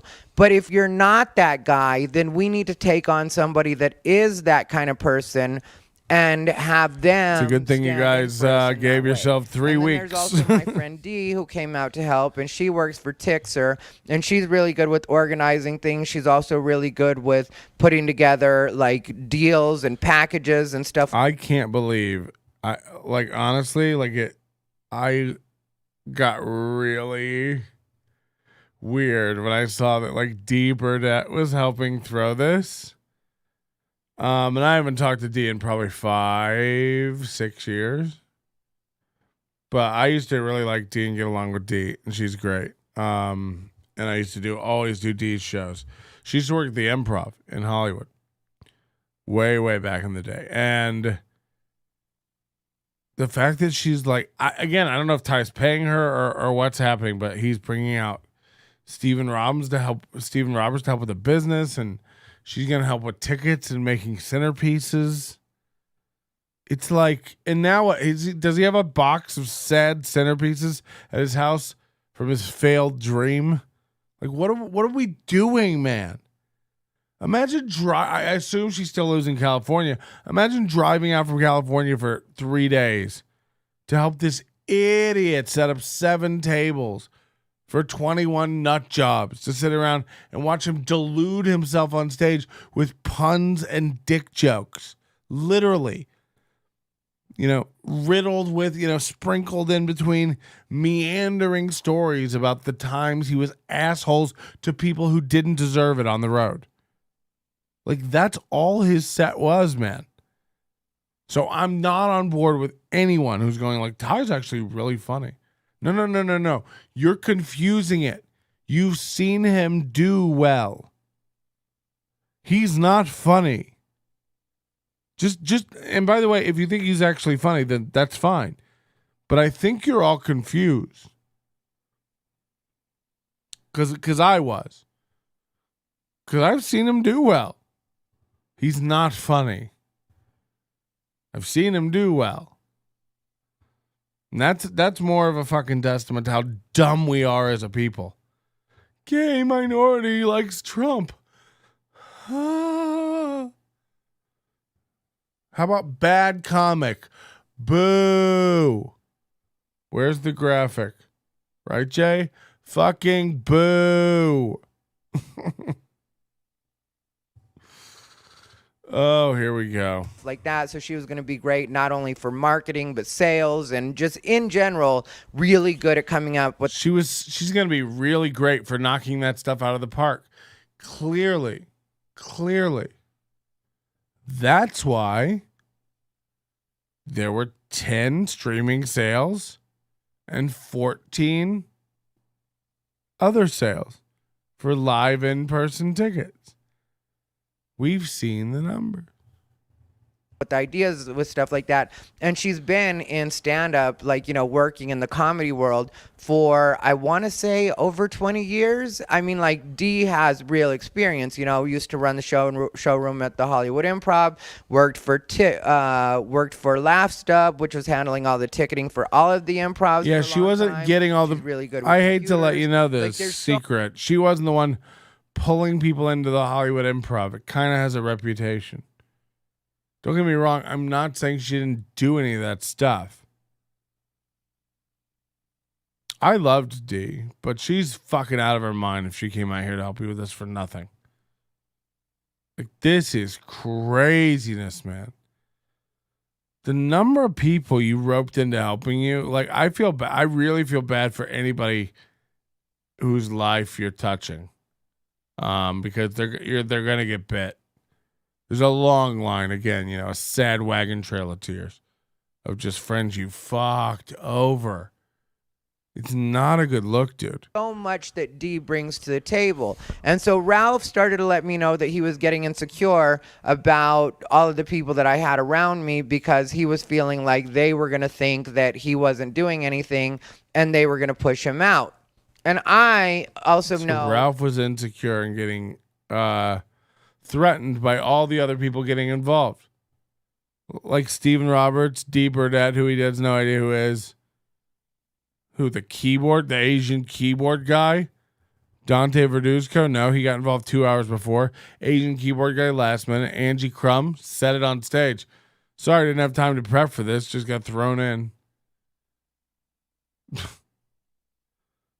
This is everybody he could get, man. And by the way, Stephen Roberts is a better comic than everybody who was there. He wouldn't even do this show. None of his funny friends would do this show. It's weird, man. Crazy.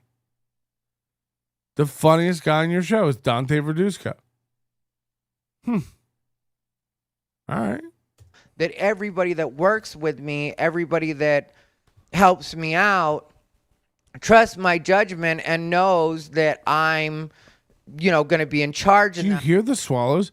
And the thing is, everybody who knows me trusts me and knows I'm going to do what I say. It's just like, fuck, man. Ask anybody who knows anything about this stuff. This is textbook. This is mania. That way, because it's, at the end of the day, it's my idea, it's my baby. And in a lot of these situations, I'm the one that is connected to the people that we're working with. Like when it comes to Chanclas, I have a really good relationship with the people with Chanclas, and then that's why we were doing it in the There's no relationship with them anymore. Thunderbird was because it was through the people at Chanclas that were helping me figure everything out and making everything work. Also, is he deluded? This was in the ballroom space of this hotel. It wasn't in Chanclas Cantina. Okay. So, does he think that this ballroom's going to be free every Friday and Saturday night for him to go in there and just tell his shitty gay puns? It's like, fuck, man. Are you out of your mind? One weekend you lasted. And God, we know that was a struggle. Please stay for the second show. Please stay for the second show. On that end. And they were really great with me. But that's my relationship with them. So there was no way that Ralph was going to get pushed out because I was going to allow Ralph to get pushed out. So that didn't have to be any kind of issue, but he had let me know that that was a thing for him. And when I really started to know that it wasn't probably going to work out there was one night when I was in Little Rock. And so we're probably about 2 weeks out from having to do the show, maybe a little less than 2 weeks out from having to do the show. And I'm really plugging away at selling the streaming. I'm hitting people up DM, and in order for me to do that, I do it through Venmo. That's the way I do it, and direct payments like that. And so part of my motivation when I'm doing it is I'm hitting people up, and I'll just hit people up. And when I say that I'm not using any kind of automation for that. So imagine, and again, since I've known Ty, he's been begging for people to send him money on Cash App and Venmo. This guy, I think it goes back to his hooker days, because he just used to just work begging for money. It's so gross, man. I'm telling you guys. I have more respect for a comic working a job than begging for money on his Cash App. Guys, hit me up on Cash App. Support my comedy. Ugh. That's not how it works, dipshit. Who are you, Sarah Schaefer? I'm really not. It's me sitting there repetitively, copy and paste, also adding a quick message if I know the person particularly close. And in a lot of cases, I do know people, so I'll hit them up with the quick, like, personal part, and then be like, and get ready for the copy and paste. And then I'll hit them with, like, the copy and paste that has all the details. And while I'm doing that, you know, I'll send a bunch of them, and then all of a sudden people And you guys wouldn't believe it. I'm selling 2s of tickets. will start hitting me up on my instant messenger, hitting me back, bing, bing, bing. So I'm hearing like people, and they're like, how do I pay? How do I get this? And so that's happening at the same time. And then my Venmo's going off at the same time. So I'm having to send them payment information or ways that they can pay me. So it's like this whole system that I have that gets kind of messy in my head sometimes, even when I'm doing it, but I just really plug away at it. He's describing having no system as a cool system that he has. Still think this is a cool guy. Still think this is a fun, cool guy. Like, I went, okay, I guess. Nuts. And since I do have a history in data entry, it's like, for me, I have a history in data entry. Brag more. it's second nature to do these things, even though, like I said, it gets a little messy in my head, and I'll do it until my eyes are buggy. There was one night that I thought Instant Messenger was going to suspend me because I did so many of them, and there were so many coming back, because my thing is, I just know that I have to raise money so we don't lose our shirts in this situation. Like, the plan was to make it so we had already made money by the time the doors opened, so we didn't really have to worry about bringing people in, because every single person that I talk to that runs any kind of shows, and I do have a lot of friends that are in that world because I've done so many shows now, they were all very generous with. So now he's bragging about how much help he had, but it's like, this is what you did with all the help? He had a staff of like 10 people and he sold 24 tickets. Me and giving me information, giving me pointers, helping me out with the different things that I would just need to know if I'm doing this kind of situation. And everybody knows that when I really decide I'm going to do something, it's going to turn out well, because I'm going to make sure that it turns out well, just like Laughed Out. And I do admit, Jocelyn and Steven really, really, really were equal contributors when it came to Laughed Out. There was one part that was really my part, and I dominated in that part because that was my part. But, and also because that's the part I'm good at. And so I dominated in my particular part, but they also had their ways that they dominated too. And so it was a very good relationship between the three of us for Laughed Out. And they also saw things the way I saw things, because I don't want things to be rinky-dink. I don't want things to seem unprofessional. And there are certain corners you're going to have to cut in certain ways, but that doesn't mean it has to look like you cut corners. In some cases, it's just like, it's not even cutting corners. It's just having to make compromises, because it's like your budget is here and your wants are here. And so you have to find the compromise between your wants and what your actual reality is, so you don't, again, end up losing money or end up in a bad situation. And then you want to be able to pay the talent that you're supposed to pay, and you want to be able to. This is overheard audio from guys, we just got some overheard audio from Ty's personal note recorder. It goes like this. Note to self. How you do a show is, first you get a place to do the show, and you pay somebody for the space to do the show, and then you sell the tickets to the show, and then when you get the money from the tickets to the show, you give that money to the comics for the show. So they're giving you the money for the tickets, and people come to the show. And then you use that money and you pay for the show to have a show, and put on a show, and then you do a show, and then they send you that money, and that's how Hollywood works. Get a pen. I was an only child too, so. To pay the technical people what you're going to pay them, and like, you want everything to run that way, and I already knew that from Laughed Out. And so it was like, and also because I used to produce shows when I was first starting out. Technically, that's kind of the way I started. I was really promoting my own shows, and then Nick Cervantes, who I've talked about before, is a good friend of mine. He's the one that produced my first album. Like, really, he did produce my first album, even though he never gives himself credit like that. But he really did a lot of work for me, and he also showed me a lot when it came to promoting. And so Ralph was supposed to do like street team part of it, but he's also supposed to be hitting people up the same way I was, and he wasn't doing that. Instead, on that particular Wednesday, because each night after my shows in Little Rock, I would go back to the condo that they put us in, the house that they put us in, the comic house, and while the feature's out doing what he's doing, because I worked with a guy named Eric Escobar, and Eric was really cool, but he's like a bit younger than I am, more of a party guy, and not in a bad way at all. It's not like it's a problem. It's not like it affected. He had great sets. He was cool. Remember that house? And professional guy, but a lot of Landry and I spent many nights in that house together, touching each other. comics like to blow off some steam and go party with the locals and stuff like that. So he would go do that, and then I'd be back at the room, like doing my copy and pasting and hitting people up, and like I said, making money. And then Why the fuck you lying? when I go to the Why gym, you I always walk to the gym, lying? like a 30-minute Oh walk, my go to God. the gym. Stop And that whole time fucking I'd be lying. doing business stuff, and then I'd be talking to people about different ideas. And like I said, the people that run different shows were very generous with me, and the information that they give me, and the help that they give me, and the advice that they give me.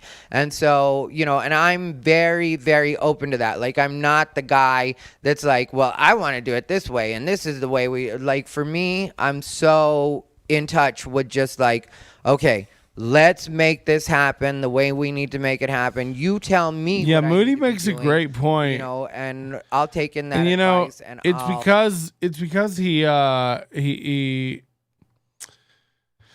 doesn't really know how to use any of these programs. He edits everything in like Windows Movie Makers and shit. It's so bad. But Moody said, I love how he takes the name Unbothered so seriously. He doesn't crop the white background from the subscribe button in the bottom right. It's like, yeah, it just like he has no idea what he's doing. It's a sad display. Imagine if the guy had just done laughed out too at Chonkla's instead. Somebody said, I just can't with this guy. So these are all the sentiments of his public. I'll, adapt to that. And so, anyway, so one night I'm doing this, and it's like 4 or 5 in the morning, my time. Yeah, probably closer to 5. And Ralph was back here in Las Vegas, and he hits me up on Messenger and is like, call me whenever you get a minute, or call me whenever. And so I'm thinking he wants to talk about business, and I'm like, all right, cool. He wants to talk about the show. And if I'm working on a project like that, I'll talk to you about it at any hour you want to talk about it. As long as I'm awake, I'm down to talk about it. And so, and if there's something that's super important and you have to wake me up, then wake me up and let's talk about it. So I was working on everything, but I was like, I can take a quick break and talk to Ralph and see what it is he has to say. And so I go ahead and respond. I give him a call, and then he's like, I'm with Adam right now. Do you care if I'm talking to Adam or sitting next to Adam while I'm talking to you? And I'm just like, Adam who? And then he's like, that's so funny. That's what I love about you, is like you'll say stuff like that. And I was like, no, I really don't know which Adam you're talking about. I don't know who you're talking about. And I genuinely meant that, because I'm just 100% in work mode right now. Like, people always stop me in the street and go, that's what I love about you. yeah, I love that. That's all I'm thinking about is work and making this money. That's all that's on my mind.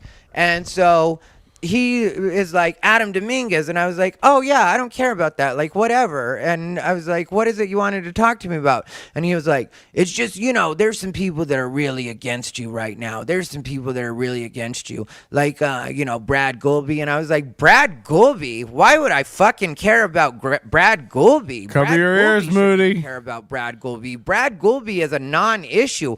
Did you interrupt me working to tell me what Brad Goulby thinks about me? Are there any other open micers you want to throw at me that have an opinion about me? And to tell you the truth, I know most of you are like, who is Brad Goulby? Brad Goulby. Good question. Brad Goulby doesn't matter. Brad Goulby is a legit open micer beginner that doesn't matter, isn't particularly funny, isn't an issue on the Vegas comedy scene even. Like, I don't even know why I'm being bothered. He's almost going to cry. Is that an issue on the Vegas comedy scene even? You sound like, who is that old Hanna-Barbera cartoon? Exit, stage left even. It was like a cat. Snagglepuss. What was his name? Snooker Cookie Puss. Snagglepuss.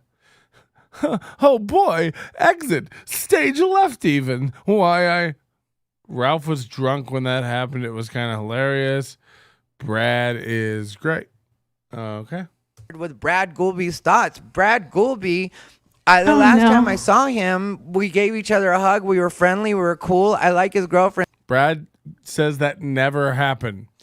Brad messaged me and said, just publicly, the last time we saw Ty came over to the group of people Brad was talking to, awkwardly shook hands with everybody except Brad, and then walked away. By the way, I've heard other interactions like that, so it's like, it's becoming increasingly uncomfortable for Ty to walk into rooms. Everyone is talking, man. Friend Sarah. Where will he go next, guys? Where do you think he'll go next? What city? Denver, I'm betting. Portland, let's hope. I didn't understand why Brad Goulby would have a problem with me, nor do I care. Because I know my relationship with Brad Goulby, and it's not that deep. We haven't talked in at least, I want to say, a month is the last time I saw him, because I see him at some of the open mics. It's not like I don't know who he is, but we haven't had any problems. So I don't know why he would have any kind of problem with me, and the fact that he does have any kind of problem with me only speaks to his psychosis and the fact that he's not mentally healthy, because unless you're having arguments with me that I'm not a part of, then we shouldn't have a problem. And if you're pulling that shit that like, oh, I wasn't nice to one of your friends, I don't give a fuck about that. I'm not in school like that. I don't care about who your friends are. I mean, like, if you choose not to talk to me, if you don't like me, if you're against me, which I don't even know what Brad Goulby being against me would entail. Like, what, he's talking badly about me? I don't care even a little bit. I really meant what I said. Brad Goulby shouldn't even care what Brad Goulby thinks. It's just a non-issue. But I'm getting bothered by Ralph about this. And then he mentioned a couple other names that I'm going to leave out of it because I really don't know why he even brought these people to my attention. The reason I bring up Brad Goulby is because he mentioned him and then he was like, don't go after Brad Goulby now. And I was like, why would I go after Brad Goulby? Like, even me talking right now isn't me going after Brad Goulby. Brad Goulby is a non-issue altogether. Point blank period. Full stop. Just a non-issue. I don't even know how that name got brought up. And like I said, I just bring it up to you guys to let you guys know the level of nobody that Ralph is actually caring about at this point. And the fact that I'm so in work mode right now that I wouldn't care if it was the president of the United States that was against me. I'm just in work mode right now. And I know that you guys know every once in a while I'll get into shit and I'll be complaining about different things and talk about different people. And there was the Trick situation and Jimmy Kimmel's sister and Bobby and Crystal. And I don't deny any of those things. But the thing that people should know about me is, yes, I will every once in a while play in the mud. I fully do admit that. But I also know for a fact from life experience that sometimes it's time to put your toys away and actually go to work. It's time to put your head down and not worry about what anybody is saying about you and accomplish what it is you're setting out to accomplish or you have set out to accomplish. So when he brought this up to me, I could tell that he cares about people that really don't matter.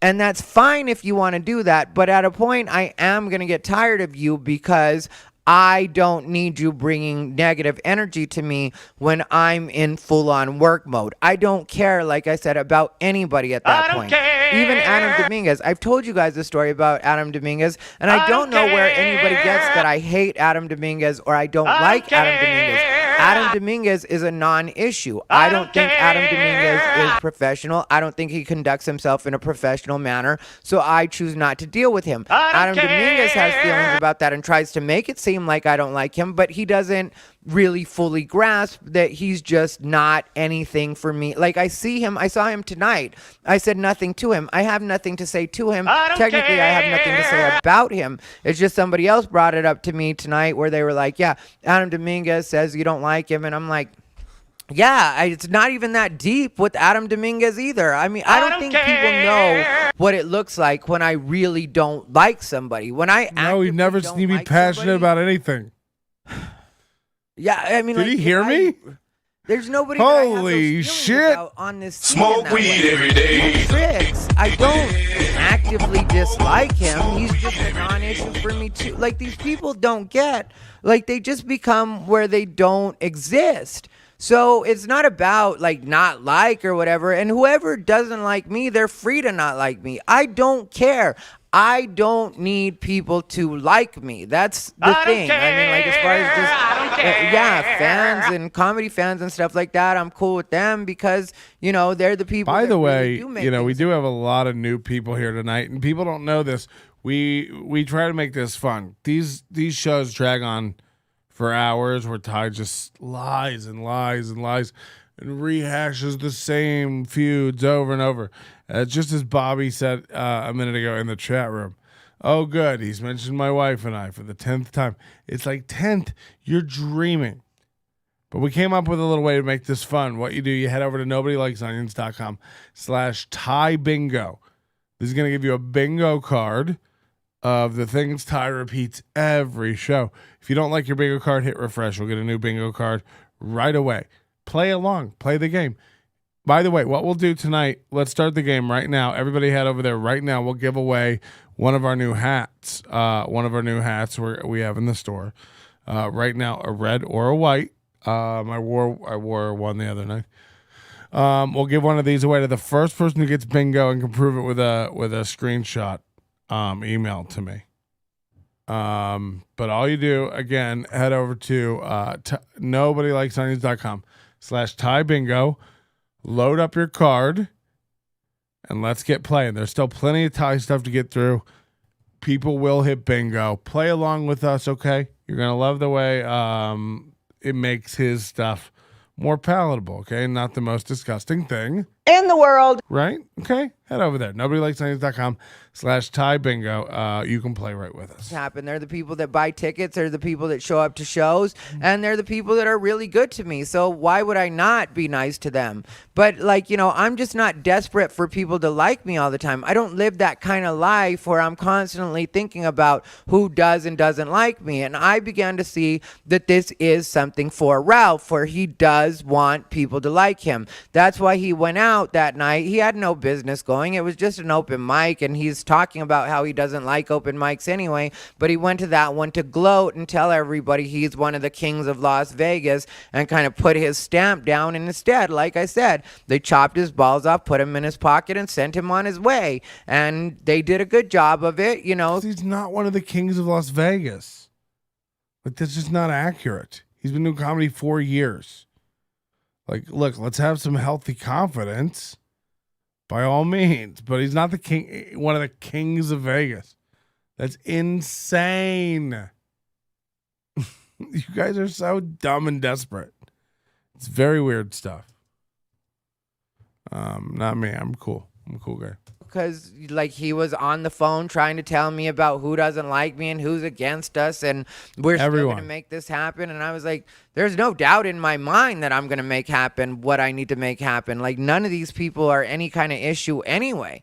I mean, like, even if you take somebody like that they think matters, like Ian Rainier, who's a open mic producer, like, I don't care anything about Ian Rainier. Technically, I was open to working with Ian because he has sound and we needed sound, and so Technically, I was only working with Ian because he has sound and we needed sound. He just uses people. And then he doesn't understand what he's saying even. He's just like, what? It's just like, ugh. It's like if you really had planned this, people would help you. This is another one of your half-baked schemes, like your Patreon, like your gay comedy festival. You can't commit to anything. No relationships work out. Professional, personal, romantic. It's not them. It's you. I told Ralph, like, you know, I've had my problems with Ian, but if, you know, he wanted to just bury it and help us out, and Ian wasn't open to that, and I didn't take that as a negative thing, you know, I didn't take that as like, oh, well, fuck Ian if he doesn't want to help us. I don't care. And then Ralph told me on that same phone conversation that he had told some of the comics there that Ty's going to be paying attention to who's not there, and he's going to take note of it. And I was like, that's not my thinking at all. Like, really, I don't Giant gulp. care if any of the comics don't show up, because a lot of times comics aren't good audience. They'll sit in the back of the room and they'll talk.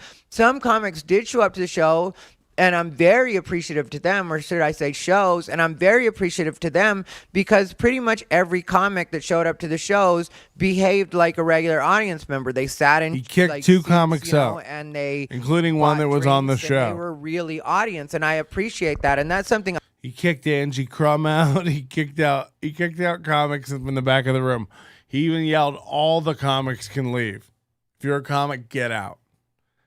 I don't need to take this shit for people who do what I do. Remember? He said all this.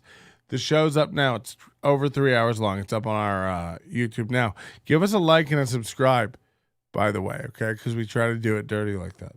I'll do for people too when they're running a show. That's why I tell you guys, sometimes I'm out at different shows because I'm there behaving like an audience member. I'm not a distraction in the back of the room. I'm actually watching the show. But just to have comics or just to have them, and like I would pay attention to who is and isn't there. There's a million reasons that comics wouldn't show up to a show, and they don't necessarily have to be that they don't like you or they're not in support of you. Sometimes comics won't show up to the show because they have a date, because they've been doing a bunch of sets and they're just tired of stand up for the night, because they're out of town, because they're out of town working, because they're working another club. It's like because they feel that it's more beneficial to go to an open mic than go watch a show, which isn't something that I would hold against anybody, because that's something I've been guilty of before myself, which like I put guilty in quotes because this is painful. That's what we're supposed to do as comics. If you have a night where you're like, I want to work on these jokes, there's an open mic going and you can either go watch a show or you can work on your stuff, then I would say comic to comic that you should work on your stuff. And so I was not at all in support of him speaking on my behalf in that way, and that's not something I ever So need from many anybody. gulps. And I see a lot of people trying to do that with me right now, and I do use unbothered in that way because I know a lot of the people that hear this stuff about me do pay attention to this podcast. I know the fact that I've mentioned names, and I'm going to mention more names as I go through, is going to make more people on the Vegas scene pay attention to this particular episode, even if they never admit that they actually watched or listened to the episode. We're trying. People are going to pay attention, and they're going to hear me say with my own words that these aren't things that I care about. And if you think about it on the opposite side, there is no benefit to me lying to you guys about this, because really I'm not lying in a way that makes me sound particularly good. Technically, the things I said make me sound more like an asshole than anything else. So there's really no benefit to me saying this other than it's just the truth.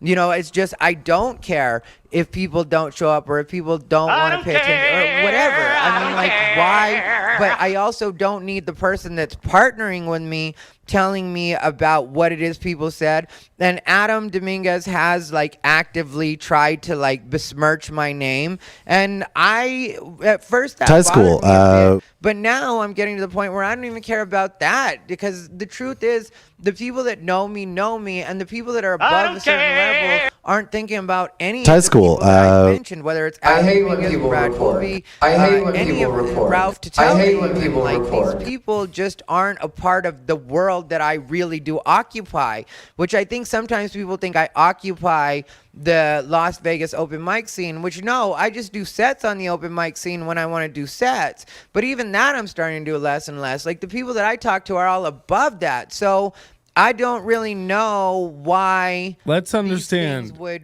factor in. And like I said, so Let's understand what just happened, because Ty is accused. He's like, why would anybody listen to this Patrick Melton guy? I never see him out at the open mics. He's not even part of the Vegas scene. Yada yada yada. Meanwhile, I'm like out of the country anywhere from 5 to 9 months of the year. You know,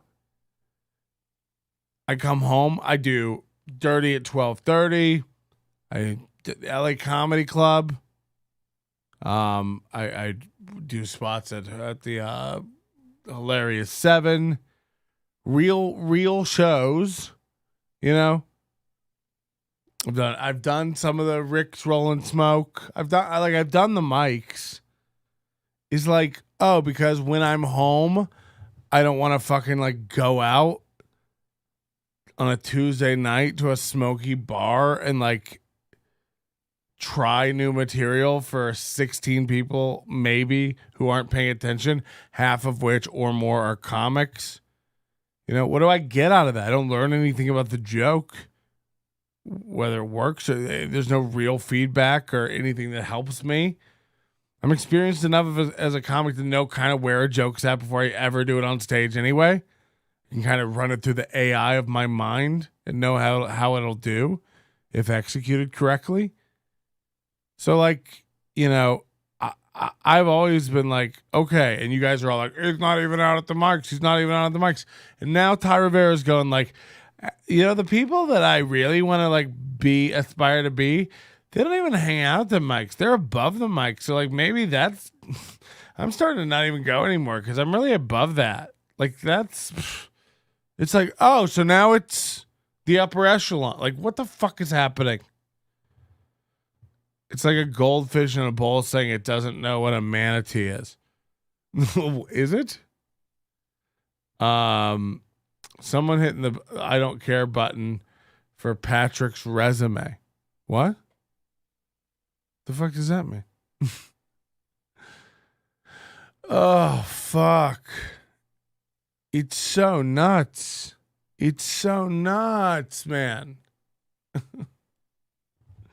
all of it to me just really wasn't making sense. And when it came to Ralph and him talking about that, I was like, well, are you trying to work on this project, or are you trying to say a big fuck you to the open mic scene? Because that's not the point of me doing the things that I'm doing either. It's not to say fuck you to the open mic scene. For me, I'm just trying to elevate myself and make it so that I don't have to do anything that I don't want to do. Like, that's what I'm doing, is I'm just creating the future that I actually want to have for myself. That's my thinking. It's not anything to do with anybody else. You know, I'm like, it all is what it is. I don't know what it is people think that I mean, like, why would you know what I I'm saying? try That's good what it is, y'all. to live up you know to what it this is, man. idea of me when I know the real me? You know, there are certain people that I've chosen to cut off lately. That's the way to say that, right?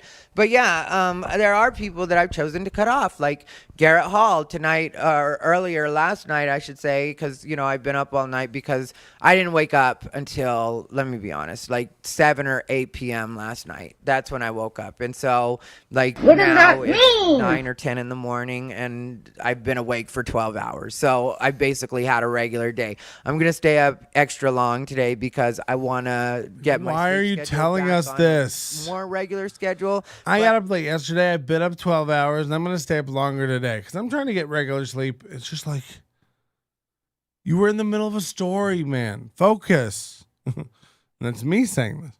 Like, I'm being so productive right now that I can't really say I'm not doing things the right way. Like, right now I'm uploading the video because we weren't able to do the streaming, which I'll get to in a minute, but I'm uploading that video so that the people that bought the streaming will still have something that they can watch, you know, because that was the agreement, that was the compromise when I wasn't able to do the streaming. And so the compromise. he couldn't do this. He could do the streaming. He didn't want to do the streaming or figure it out or have anybody who was smart enough. So he said, I suck. Whatever. I'll send you a video. And now that was the compromise. Like, oh, okay. So I'm doing everything I'm supposed to do. Last Again, night, remember, we bought a ticket. We didn't know if there wasn't a stream. We got a reminder that there was a stream, but no information. No communication. This was a complete disaster. See, some of the people bought tickets from Ralph. Like, it was a fucking nightmare. 24 fucking tickets he sold. We saw the receipt. I decided to cut off Garrett Hall, and the reason I decided to cut off Garrett Hall was I sent him a text message about it and just told him, like, because I see him out every once in a while, and I've talked about Garrett Hall on the podcast before. I've always been very complimentary about the fact that he is a hard worker and he is professional, and we would work together, and that's all great and it's fine. But what bothered me with Garrett Hall is I don't think he realizes the extent that I've gone to bat for him in different situations. There are different places that I tried to get him in where they were a little bit hesitant. He says Garrett Hall is a good comic. He does his time as a feature. He says anyway. So I give her a hug just to make her feel welcome. And then she starts going to this thing like, oh my God, you're like my tias and I'm Gen Z. And the fact that you're even on Facebook. And I'm like, why am I listening to this girl that I don't care anything about? I was just trying to be nice to her and make her feel welcome. And now she's telling me that I'm like her tias and that I have all this drama. And Garrett's always telling me about your drama. Bitch, I'm not having drama. It's not about drama. Like, when somebody takes your... Imagine Ty saying, I'm not having drama. It's like, bitch, you never stop. Every week, it's rehashing old drama compiled with new drama. What are you talking about? You don't have drama. Material, that's not drama, because that's what I was going through was the trick situation. That's just not drama. Again, and I'm telling you, after you see his hour set, you know why he can't tell you what joke Trick stole. Because there's no jokes. Just ramblings of a gay madman. That's the actual tools that you use for what it is you do. Garrett is a helicopter pilot. Garrett's not a helicopter pilot. It is a soup kitchen mechanic. So if somebody was stealing his tools and he was pissed off, and I know that the military, because he's in the military, pays for those tools or whatever, but like say he had his own shit and somebody was stealing his shit, and then he was like, oh no, you're not going to be able to steal my shit because this is the shit I use to work. Then is that drama, or is that you protecting what it is, the tools that you use for your daily work? This is my daily work. I know for other people this may be a hobby or something they do on the side, but for me this is actually what I do. So I'm having to listen to the opinions of this person, which really, if it was somebody I was dating, I would have right away stopped them. I know when I don't care about a person that I met years ago in a brief interaction that offended me, I always bring them up years later and just go on and on and on about it. And been like, oh, this is where you're kind of out of your depth. And yeah, maybe we talk about that at home and that's the way we talk about it there, but this doesn't get brought out to this comic that's actually been doing this for 18 years, especially when I'm a newbie and this person has gone out of their way to help me out, including when we go on the road. There were times where, I was having a little bit of situations with the bookers, which one booker I will always be friends with, that I said, and at no point does he choose to jump in and at least let that be known. Then there's also times where people have posted negative things about me, and this again is... Oh, Garrett Hall didn't stick up for him online, so that's why he's done with Garrett Hall. He's like, no one wants to stick up for you, dude.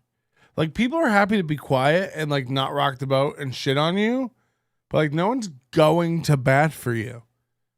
You stole $1,200 from Ralph Tutela. Like... Ugh. Where maybe some of the people were happy to share this with me just because it was what it was, and some people were looking out for my best interest, because some people were like, well, this person claims to be your friend, but here are these negative posts about you and here he is liking them. And I was just like that did bother me, because it's like, well, now you're liking negative stuff about me when we're actually supposed to be friends. Like, that doesn't seem like what friends do. So if I'm the kind of friend that goes to bat for you, make sure your jokes don't get taken by comics that are more established than you are, and also tries to make your girlfriend feel welcome in a what can feel like an unwelcoming situation when you're not a comedian, then I feel like if I'm that friend and you don't give a fuck about me and will even like negative post about me, then we're not really in an equal friendship, and I don't know why I would want to be friends with you. Does that make sense? Because to me, that in a lot of cases is where low self-esteem comes from, is when you let people treat you however they want to treat you, talk to you however they want to talk to you. Like, that's when you start like hurting yourself, because then you're doing for people that aren't doing for you, and you're treating people as if they're above you that maybe in some cases aren't even on your same level when it comes to what it is you're doing, and not even on your same level when it comes to being a friend. Really, all of his problems go back to the fact that he's just not as good as he thinks he is. He got a little heat over a decade ago and nothing since, and he's just deluded himself into thinking that he's still got something, but it's like, it's garbage, man. It's really a lot of hot garbage. A little bit.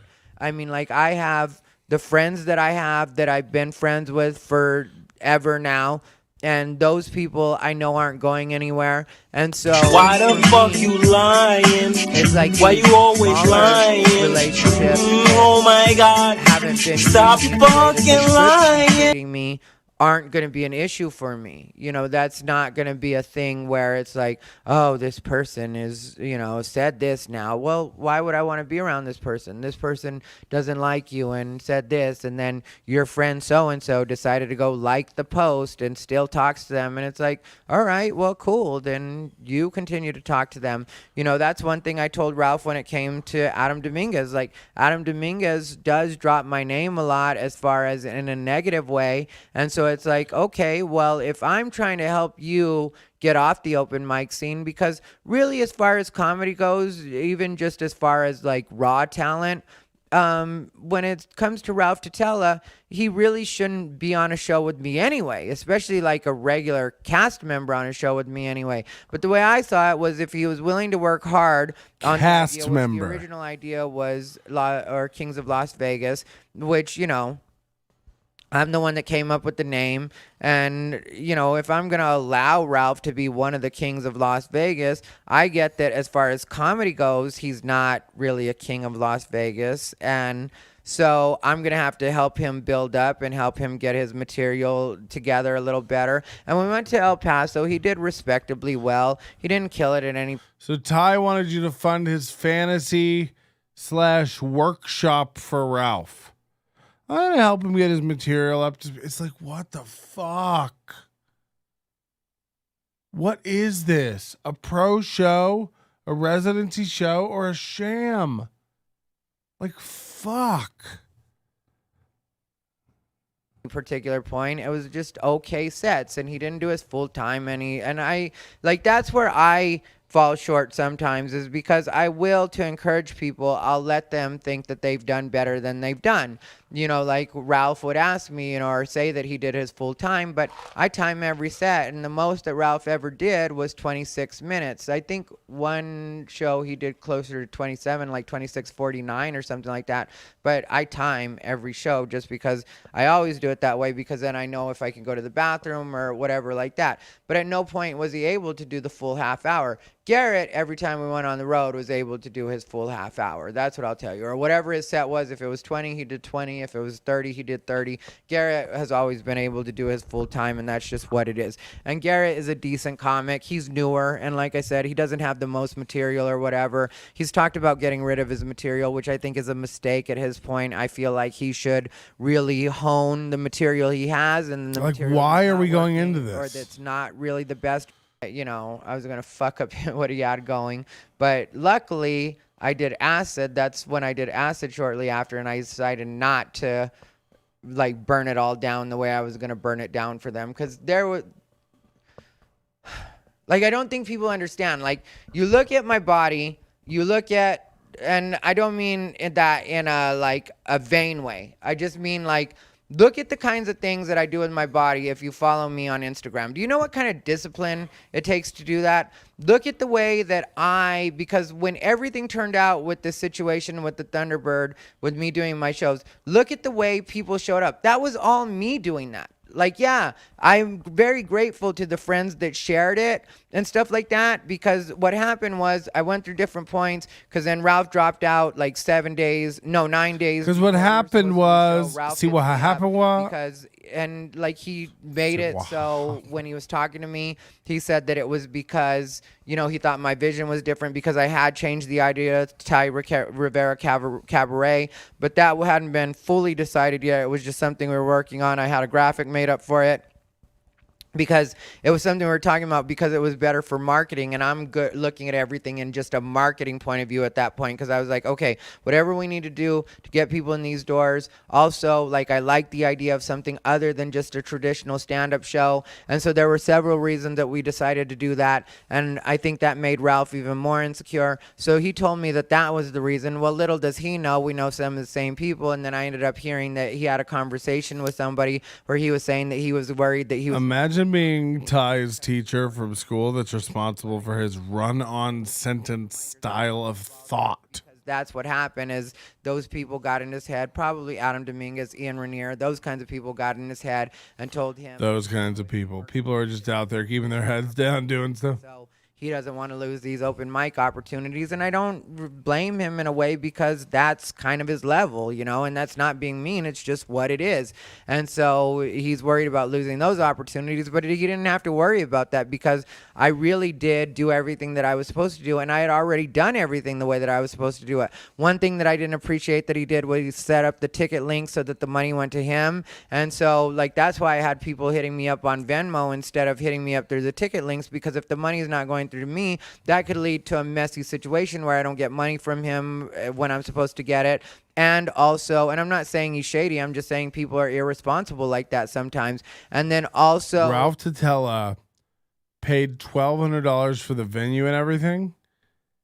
Didn't get the money back, quit the show, and didn't say a word bad about Ty. Ty then puts this out. Keeps the money. Show flops. Makes no money. We calculated optimistically. We doubled what we know he sold.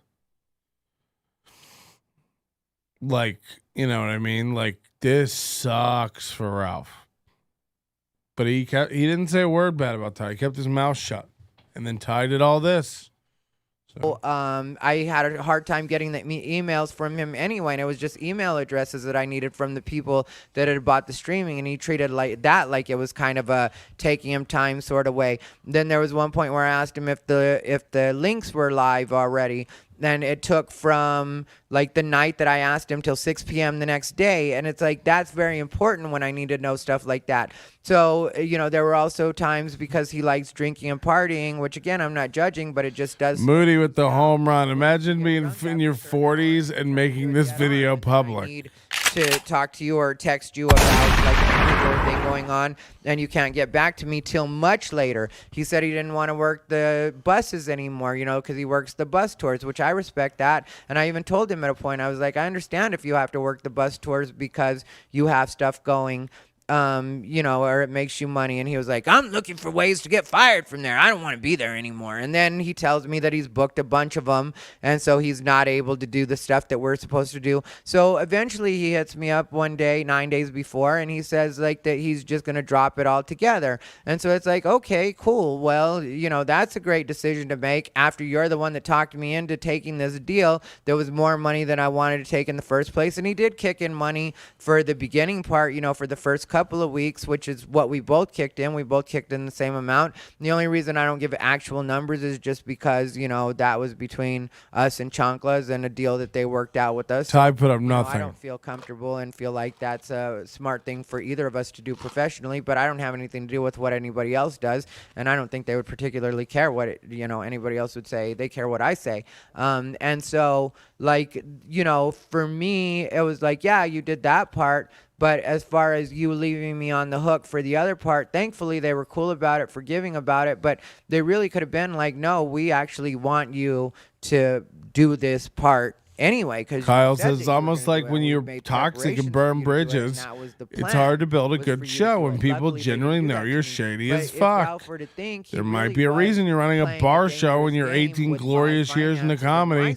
Why wasn't the residency at a club? Open micers and open mics are more important than what he actually said.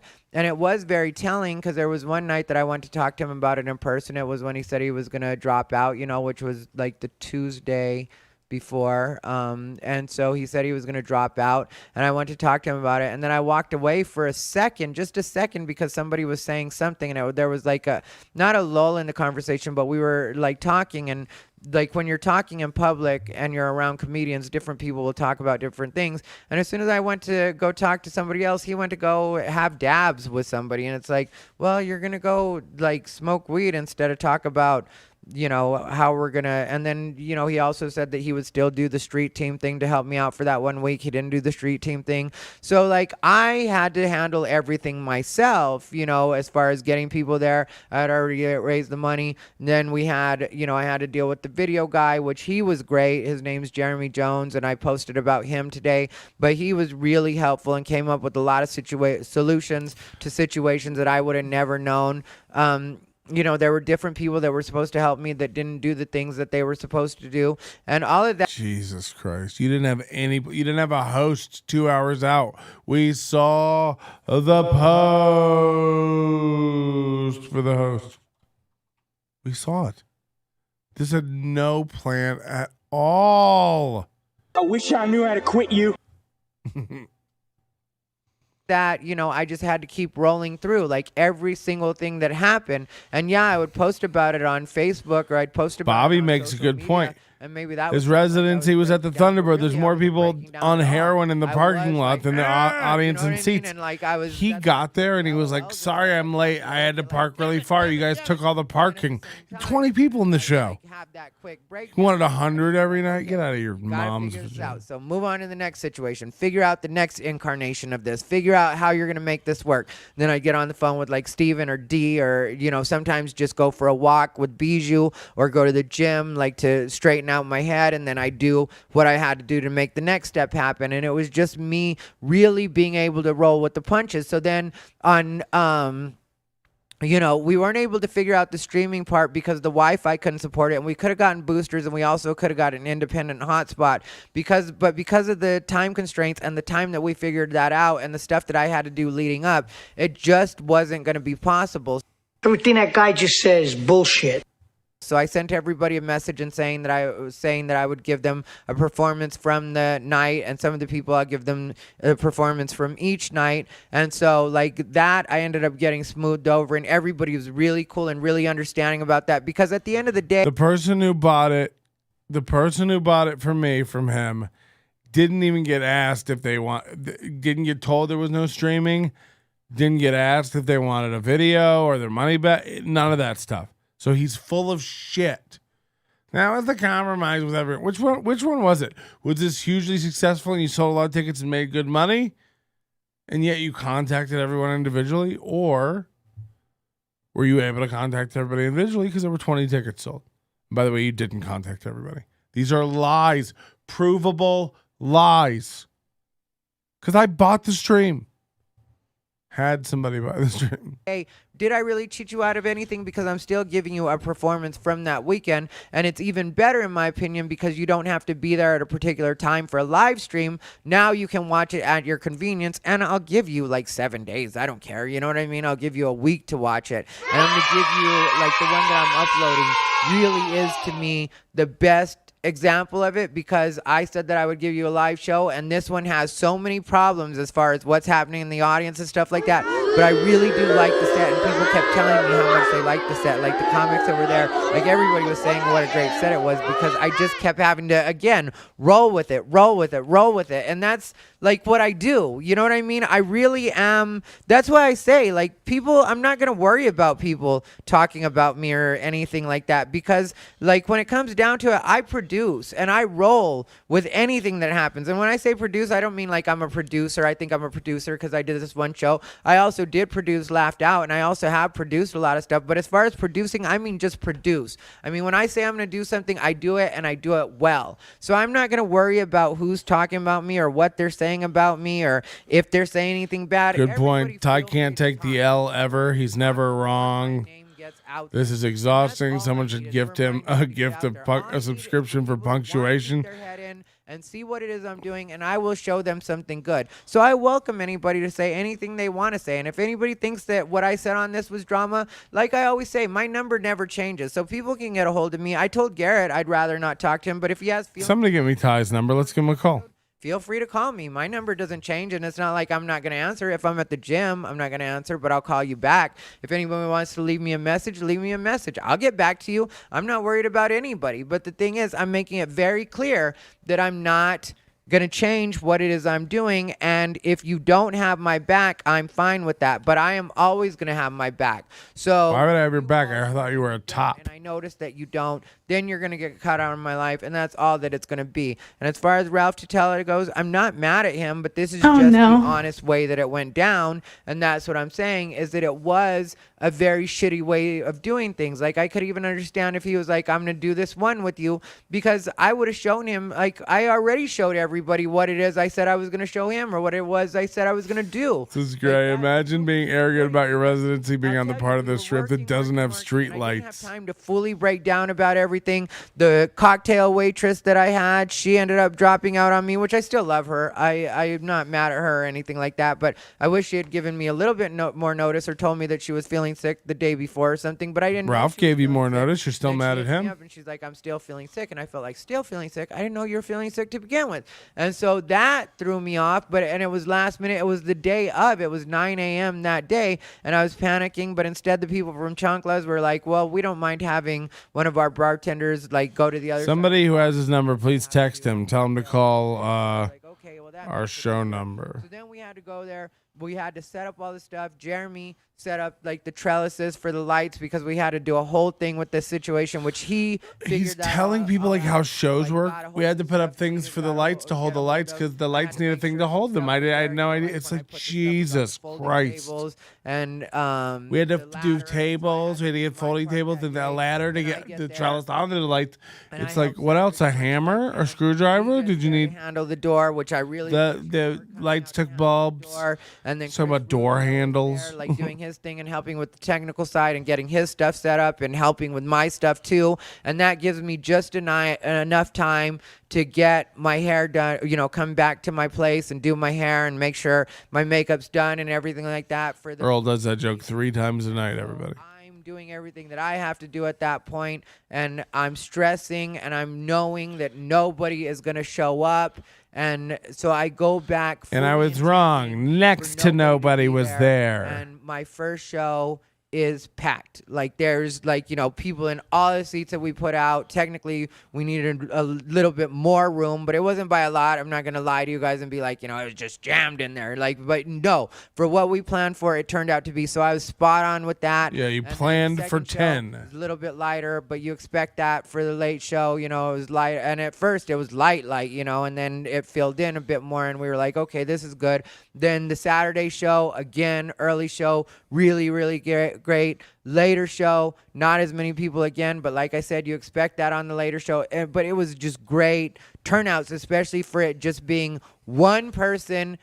Like I said, I'm not taking away from any of the people that helped me, because on the production side, the behind the scenes side, yes, I did have a lot of help as far as that goes. But as far as promoting it and making sure that everybody is in place, and I sold all 24 tickets. And the way that it was supposed to be, that was one person doing that shit. And God damn it, I'm proud of myself. Too bad my cigarettes just fell everywhere. It was awful. But I We brought a hated it. carton. But, you know, that was one person making that shit happen. So you think I'm not proud? You think I'm not going to have my back? You think I'm liking any of you better than I like myself right now? No, that's not what it is. So enjoy your guys this week, and whatever you do, stay unbothered.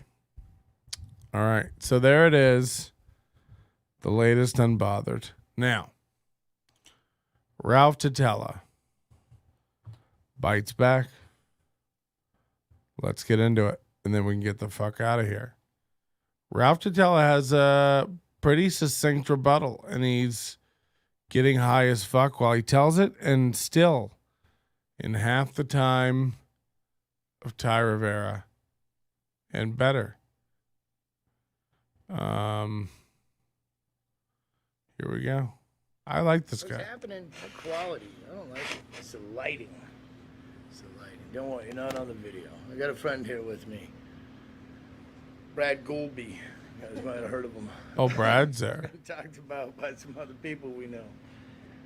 So, let's do this. And I can see the comments over there too.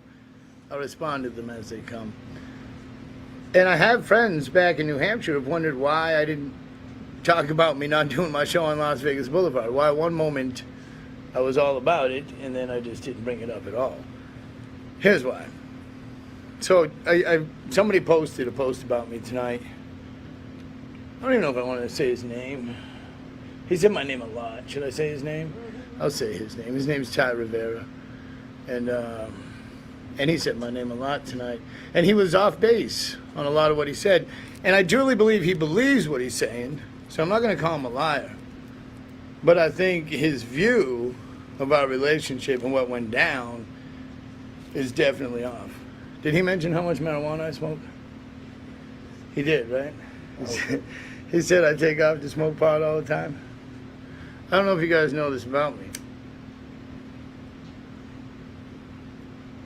But I take off to smoke pot all the time. So, here's how it began. It really began in, right here, when I decided to do a road trip, and I didn't know where I was going. And I just took off, because I was doing the bus, and I was like, hey, I don't want to work here anymore. I want to go be a full-time comic, so I'm just going to go take off and start trying to fucking be a comic. And I took off one weekend, and Ty was opening up for Steve Trevino in Pleasanton, California, and we had touched base a little. And he said, well, if you come up here, I'll do the introduction. So, all right, and he did the introduction, and I took it from there. And I got 2 spots with Steve Trevino, unpaid, in case that comes back to haunt me. They were unpaid. But they were awesome, and I loved working with Steve. And so that's where me and Ty's relationship probably kind of got to another level. Further down the road, we were talking about, he had brought a few people on the road that didn't pan out. And he had told me that. And then I started talking to people who were on the road with Ty and didn't pan out, and I found out a lot of it was because of Ty. How Ty is on the road. But it's probably a mixture of both. I guess it doesn't really matter. So it got to the point where he was like, do you want to go on the road with me and go down El Paso and open up at the comic strip? And I said, sure. Now, I told Ty got to the I point had never done, because I'm going to address after this. sex. We've addressed the marijuana. He wasn't off base on that. If he does talk about that, about how much pot I smoke, I mean, I'm like Cheech and Chong level type fucking weed smoker, so we go to El Paso, and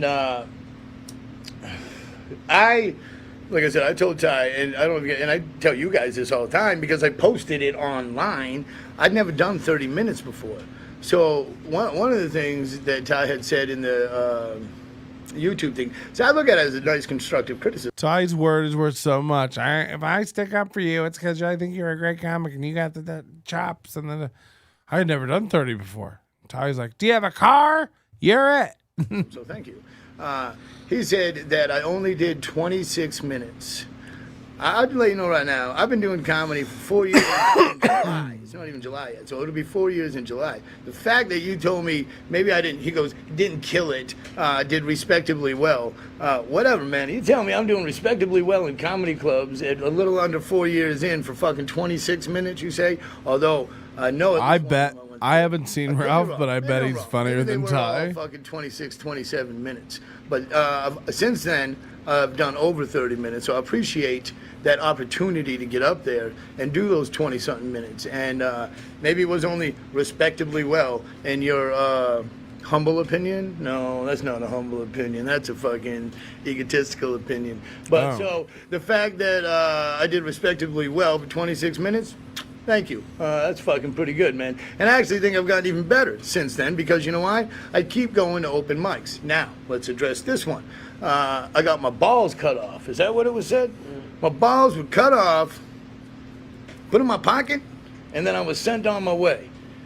Anybody ever seen that happen to me? Put it in the comments right here. Anybody seen my balls cut off, put in my pocket, and sent on my way? Put in the comments right there. Describe that night. And I know there's a couple. Bartholomew's, don't you fucking put anything up there. Because I think both of you have seen that. But, Ty, you ain't never seen that, and it never happened. And nobody had an open mic here in town and seen me with my balls cut off and sent fucking He strikes me as the kind of guy who calls people Jack.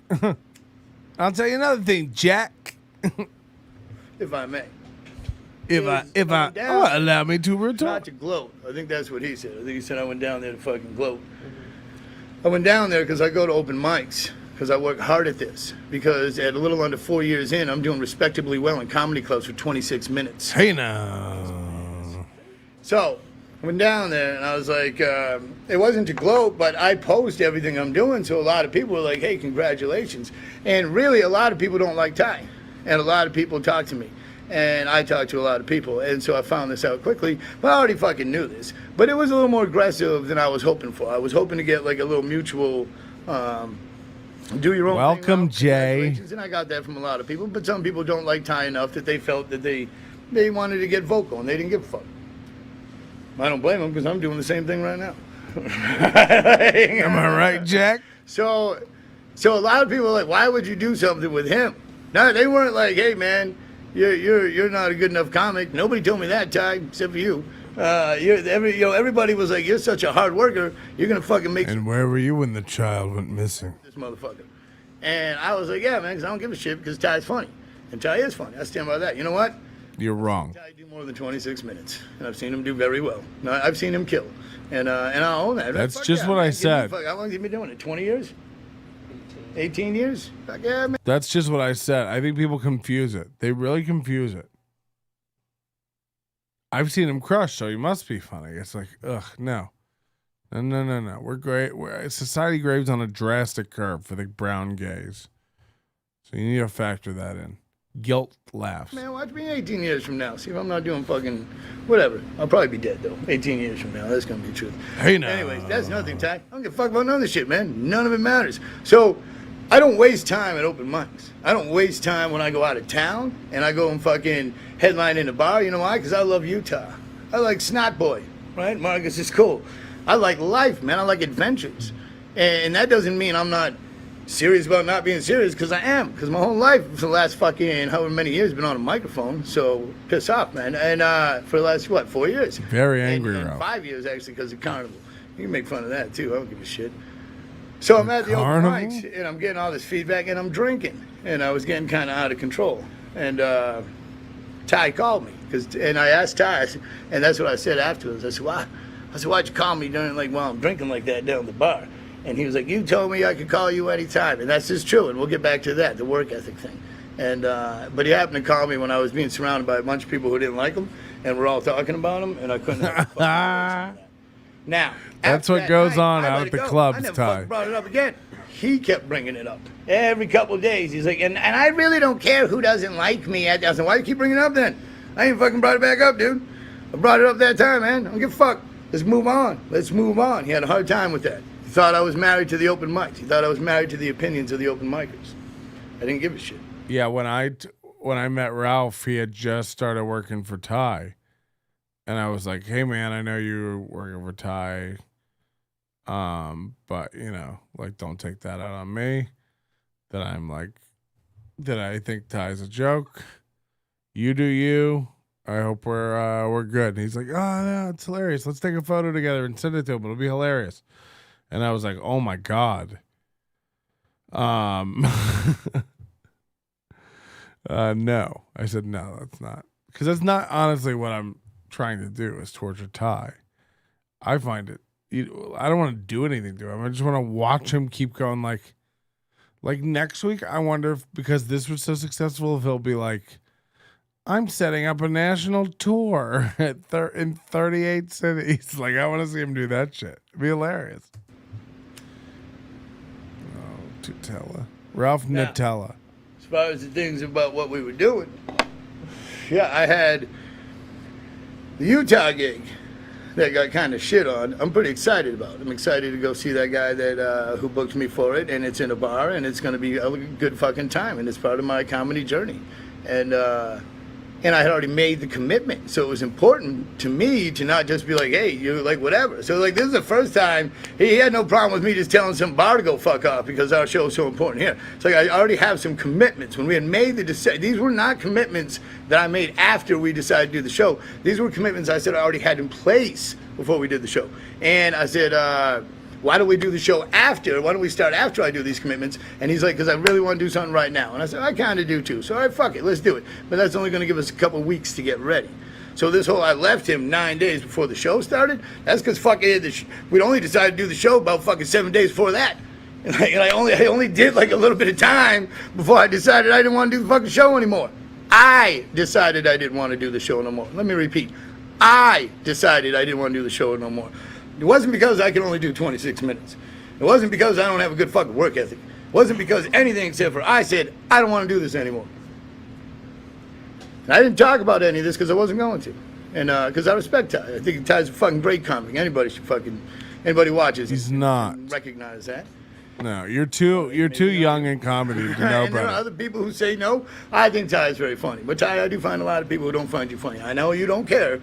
So you're probably not even going to watch this video because you don't care that much. I did unfriend you. Because no friend of mine talks about me the way you did in your fucking video. That's what that is. And you know what? The reason I'm doing this one here is because this has happened to a bunch of people I hang out with from the same guy. Ooh. And I haven't seen a clear-cut response to his BS. So I thought that I'd lay some. Am I correct in that? Yeah. Right, for a little while now, it seems to be like nobody seems to know how to argue with this guy. And I don't watch Patrick Melton stuff. Not because I dislike Patrick. I'm still really not into YouTube. I got to get my own YouTube shit going and stuff. I know we're getting off track here. Where was it? Huh? Wear the hat for a second. Wait, is this Adam's hat? No, just put it on for just a second. Or is this gonna Oh no, he's putting on an NLO hat. It better not be racist, Brad Golby. I don't want to wear a red. That's hilarious. Well, that was the other thing. And then when I went down, you put my hat on. and I'll say the names. Ian Renier. Well, yeah, actually, Ian Renier. Don't like Ty. Ty don't like Ian. And I wanted to let them both because I have fucking hung out with both of them. And Ian has been a big part of my comedy since I've gotten here, right? And fucking. And so, yeah, and he's given me a lot of stage time to practice a lot of stuff and get to a respectably well 26 minutes in just under 4 years. That was Brad Goulby handing him a hat and an NLO hat. I don't give a fuck, man. I work with whoever I want. You can't buy that hat either. He has the only other one that I have, I That's think. meant something to me for a long time. For a long time, being Ralph Tutela's meant something. Still does. I don't give a fuck what it means to you. Tell you that right now. Is that my troublemaker? Fucking Doughboy's here, man. I know he's gonna say shit. I don't agree with whatever fucking Doughboy says. I'm gonna say that right now. Hazel. That's upsetting Brad. Hazel. That's upsetting Brad. That woke her up. I'm gonna have to take her out, man. I don't want her pissing all over the place like a bad dog parent. What was I saying about that? What was I saying about that, Brad? Sit down, Doughboy. Be careful. We're not doing hateful stuff here, all right? Details about what happened. Okay. Yeah, but where were we? Yeah, let's have a dog date for real. My dog needs socialization. You name the time, man. I'm really down for that. My dog needs friends. I mean, it's a Christian station. I didn't say it was feeling like a Bijou right now. I'd like Bijou to come over and play with my dog, actually. Because the other guy don't want to be in the video. Well, yeah. Do it now. They're gonna, huh? I don't want that. That's white We people got shit. one going. So, yeah. So who's Doughboy? Is Doughboy cool? Now I'm off. You see that what happened? The dog barked. Everything got. Why can't black people just use their name? So, You're not a so rapper. With the two guys, I'm trying to tell them, hey, I can work with anybody. It don't fucking matter. I don't care. What up, I'm Chris Dahl. And Just my friend Murder. When he's like, I don't care, but I think he still his feelings were hurt because of how bad Ty shit on him. Chris Murder. So anybody who fucking hung out with Ty was kind of like, you know, he was like, what the fuck? That guy like hates me. Well, Ty did the same thing because you know, that night when he called me drunk in the bar and we were talking, and fucking Adam Dominguez, he was talking about Adam, and then when I was with Ty, talking with Ty afterwards, he goes, well, I don't really think I want to be in business with somebody who's going to hang out with somebody who's trying to take me down. And he was talking about Adam Dominguez. And I was like, Adam Dominguez trying to take him down. What are you talking about? First of all, me and Adam see each other in bars, you know, when we're at open mics, when we run into each other. It's not like we're trying to plan fucking shit or anything like that. And, you know, it's like, are you serious, dude? How old are you? And, like, because I don't have conversations like that with people. I've never in my life said, I want to hang out with you because you're hanging out with so-and-so. That's not who I am. And I don't fucking hang out with people who are like that. Can I say that without being contradictory? I think so, because it's my own. I asked Ralph to come on the show. He said, yeah. So that was kind of annoying. But, all right, so then that was at bar night, and he'll probably have a different story on that. And he might be. Whoopi wants to come on too, I think. So things are a little hazy. I got to allow for that. I don't always make the rational decisions. So then as it gets closer, and I went to Boston, but that time he talks about when I was out of town, he was in another state too. We were both working from the computer. And the time that I wasn't doing anything, I set up all the links, which I had a little trouble doing for a minute. And I was off visiting family and friends, and I posted that online and told Ty I was going to be doing that fucking right when we first had the conversation about the show. But I still managed to get all the links up so people could buy the tickets to the show, whether it be online or fucking whether it be in person, and all those things were set up.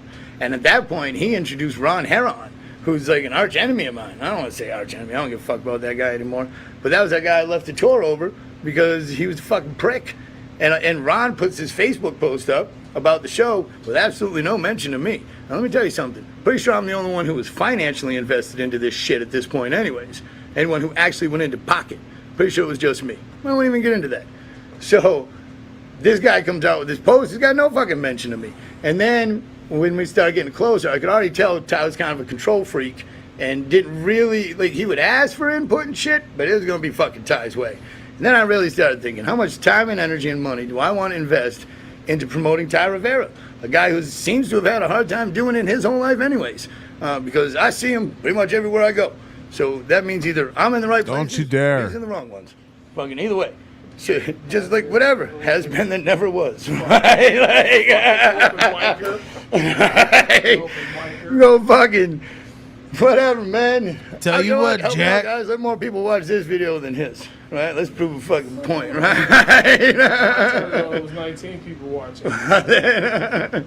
I'm not trying to be a dick here, man. Would you fucking come at me? And here's the thing, I know who I am. And my work ethic's solid, dude. My thing was, when we got, I'd already told him, he was going to handle all this other shit, which I was like, all right, because then Stephen Roberts got involved. Then I saw the flyer of the Ty Rivera Cabaret without my name on it anywhere. And I was like, this show ain't for fucking me, man. This ain't for me. Went from the Kings of Comedy to Ty Rivera Cabaret. And I told, I think it was over a week and a half. And I was like, dude, by the way, going to be that final week when we're going to attack the Strip. And I had the receipts I have. Some people paid for tickets to the Ty Rivera Cabaret, so it's so cringe. I'm not even going to share all the work I was doing to get that set up, and it was getting set up. And I don't give a fuck, because you know what? I'm going to use that stuff to do my show when I go to promote me. All right, and that's going to be much more. Doe, what's up, Doe? Yeah. I'm just saying, I just look cool as fuck back here. Nigga. You know what I'm saying? Look, they gonna be scared because you got a brother in the background. Like, you let Doughboy know where you live. Now the Crips going to invade you. The who? The Crips. He said they're gonna paint your house blue. That's right, they're gonna paint the house blue. Whatever the fuck that school is. And Brad Golby. Let me tell you about Brad Golby. You know what you do? Oh, before you do that, you need to talk. You know, I believe white folks should have nicknames too. Fuck you say that nigga's whole government name. That's not like Lil B or something. RT, that's BG over there, nigga. This BG. You gotta work on your names. Nigga, stop being so white, man. Like this RT right here, motherfucker. This guy's using language that I find both triggering and racially problematic. What said it earlier? What are you talking about? Man, we gotta work on this shit. No, because that was the thing. We said we're naming names, man. Garrett Hall. Oh, this is one thing about Garrett. When Ty was talking about how I only have 26 minutes, and he's seen Garrett go on the road and do 30 minutes like a bunch, huh? Do you have alcohol? There might be a beer in the fridge. There might be. I think I got Kahlua. I don't have any milk. You got no PBR? I don't know PBR. I think it's like no one beer and Kahlua. I'm not drinking. What was I saying? So, and so when he talked about how Garrett did well like that, he did that because he knows. I look at Garrett as me and Garrett came in at the same time. 3 guys that look nothing alike hang out together, talking about what to drink. Feels like a Sunny D commercial. I have nothing bad to say. Yeah, and so I watch him and I get competitive with Garrett because, like, I did see Garrett getting opportunities to go do 30 minutes and stuff, and I wanted more of those. Soda, purple stuff. Whatever, man. Sunny D. Garrett, like I said, he came in the same time as me, and I've seen him do very well in crowds, and whatever. That didn't bother me, but I know Ty thought it was gonna bother me. You know, when he was like, "Oh, I seen Garrett do well a bunch of times." Fuck, man, Garrett's got a lot of chances to do it too, to do 30 minutes. Got a lot more chances to do that, dude. Keep giving me those chances to do 30 minutes. See what happens.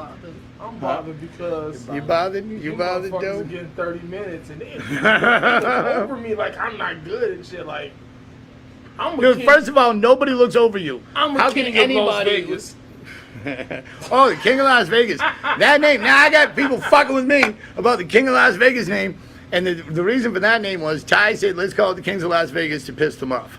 That was his intention. He did it to go fucking piss you guys off. Now, in my heart, and then he comes back and says, Ralph wouldn't be a king of Las Vegas. I'd be more of a king than you would, motherfucker. I love this city, dude. I love Las Vegas. I was talking about running for mayor, and I might even fucking do that still someday. Well, no, I'm not going to. But kiss my ass, dude. I could be a king of Las Vegas more than you could. Right? Get the fuck out. You're not a good man. I like they're that. Gonna be gone. Carolyn's done after this term. Yeah, that's her third term. They got a son. No, didn't one of them kill himself? But it's still another. Or died? Didn't one die or something? I think it's another one though. Anyways, we digress. So, I don't know. Be a king of my own house, man. King of my fucking. What about the budgets for the venues and shit? They're talking about the breaking down. Fucking fire starter Brad over there, like. I'm the only one who I think went in. What about the budgets? Fucking and producer. Here was the main reason. Finally, I decided to get out. I sat there and I thought about it for a minute, and I said, first of all, I don't want to work with this guy. He's hard to work with. He's very volatile. He fucking argues with everybody everywhere, and fucking a lot of people don't like him, and it's just a fucking hard situation. And then, as far as the show went, I knew the only way to make that show work was going to be take what I learned from another guy, and I won't say his name because he don't want fucking shit to do with this fucking podcast or this show. Another guy. All right, well, Don, what I learned from Don downtown about marketing and filling seats up and shit like that. And that's why I love working with Don down there and just seeing what's going on and how to really put a show together, which I see him do on a regular basis. And I knew money was going to have to be involved to make money. And I sat there and I looked at this situation and I said, I'm not putting any more fucking money into this. I'm not chasing. I can't believe you put in $1,200. That's fucking insane. So I just decided, fucking, this is it for me. And when I saw that flyer that said the Ty Rivera Cabaret, my name nowhere on it, I said, that sounds a good fucking time for me to get out. So that was it, man. Boom, done. Put $40 in it, motherfucker. $40. You want to know how much I put in it? No. I put $1,200 into it. I lost $1,200. Don't tell him about I don't give a fuck. I don't give a fuck. That's like 3 days on that bus that he thinks I shouldn't go on. And then I fucking came back and I had to hop back on the bus to put money back into my fucking pocket because I am serious about being serious. So go ahead and question my work ethic. I'm up at 5:30 in the morning. I guess he does the Hoover Dam tours. A lot of these comics are doing these Hoover Dam tours now for money. For that shit, fuck you. All right, I'm up every day hustling. Come out here and talk about me. You've been hustling 18 years. What are you doing? You're trying to do a show with Ralph Tutela on Las Vegas Boulevard. Thank you. I love that. He's like, what the fuck are you doing? You're trying to do a show with Ralph Tutela on Las Vegas Boulevard. He's like, exactly. Exactly. That's what I was saying. 18 years. See, I understand how people do comedy for 18 years and still be doing open mics, man. You're supposed to be a world traveler. Like, you're not supposed to be in open mics with us. How you been doing comedy 18 years? Are you still doing open mics? You're supposed to be a world traveler. Well, I've been doing comedy 18 years. I'm world traveler. I'm going to tell you what. I talked to bookers in Australia. They laughed about Ty. They were like, he starts trouble everywhere he goes. Never again. Never again. And fucking, that's what I was going to do. We have our own gays. Thank you very much. Thank you. 18 years, if you still doing what you started doing at the beginning, you should quit. You should go into like burlesque or some shit. He's been on Comedy Central. They don't mean shit. I'm tired of you saying that shit, man. A lot of motherfuckers been a lot of places. Motherfuckers ain't doing shit right now, but open mics with us. I will say this. Fuck. I will say this. Anyone I talked to, when they asked me who I was doing the show with, unless it was a local comic in Las Vegas, they had no idea who Ty Rivera was. There was not a single person that I said I was doing a show with who was like, "Oh, you're doing a show with Ty Rivera?"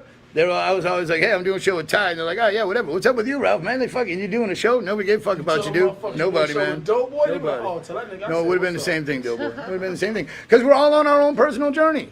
Yeah, does he? I don't know if he has a bigger following. I don't know. I don't see his YouTube video getting that many fucking views and shit, man. Like, it's not like, and I'm not saying I do, but I'm like, he talks like he does, man. Like, I don't understand that shit. We should be Ryan's friend. We should be who? Ryan's friend. He got. Don't talk. Ryan's going to open up for him like Havasu. I used to have that game. I used to be good enough to go open up for Tyler. Okay. So this is the other thing. I forgot about this. There's this other guy, Ryan Barassa. Now, I don't know. I remember seeing him a while ago. I thought he was pretty funny. And then a lot of comics told me, like, oh, he's mentally ill. And then I started seeing, like, every 6 months on Facebook, he's, like, asking for a place to live. And he's just got that kind of, like, he's, like, a wafy ginger. You know, looks like would blow him away. But he used to have crazy hair. And then I saw him at an open mic, like, at Taco Dive Bar, like, a month and a half ago. And I didn't recognize him. I had been there like 30 minutes, and I turned, and I was like, oh, Ryan, what's up? And he's like, hey. No, he's friends with Ty, so he hates me. He's also like a super SJW. Like, it's so cringe, man. Wait till I tell you what happened. So he was doing some video game thing, and I was doing a video game show called Comedians Gaming Under the Influence with comics at comedy festivals in Australia and Scotland. And I reached out to him. I wanted to do, he was doing some sort of like streaming thing, and I was like, oh yeah, I'm kind of like looking to do the same thing. Maybe we could work together. And he never really answered. And so I saw him in person that night, like a month and a half ago. I was like, hey man, like I messaged you a while ago. Like, he's like, I'm like, oh, I didn't recognize you because your hair and stuff. He's just, And I was like, okay. And I moved, and I think that's, and then I started talking to Ralph. Well, today, some comic tweeted something about me. I didn't see it, but I got sent it, of course, because people send me everything. And by the way, keep doing it. I don't hate that. Just keep sending me everything. I love that stuff. But listen to this. What he said. So, Ryan Brasser replied to a tweet about me that I'm a dickhead. First of all, great. If you're a comic and you're writing, you're a dickhead. It's like cool stuff. Keep that one. Put a pin in that one. Save it from the stage.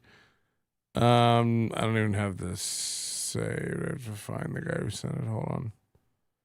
Okay. This is what Ryan Barassa said. This is 100%. Okay, here we go. Ryan Barassa said, Patrick Melton was talking my ear off one night, red in the face, drunk, going on and on about drama. I told him I had zero interest in what he was saying. Ralph comes over and says, you might have drama, but you're getting views. And we all laughed because he was right.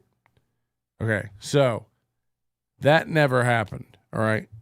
I don't think I brought drama up to him at all, and if I did, it wasn't, I might have known, like, he was friends with Ty, and it said the same thing I said to Ralph, like, hey, you know, I, like, fuck with Ty. I hope that's, you know, I'm like, I'm not trying to start shit with you.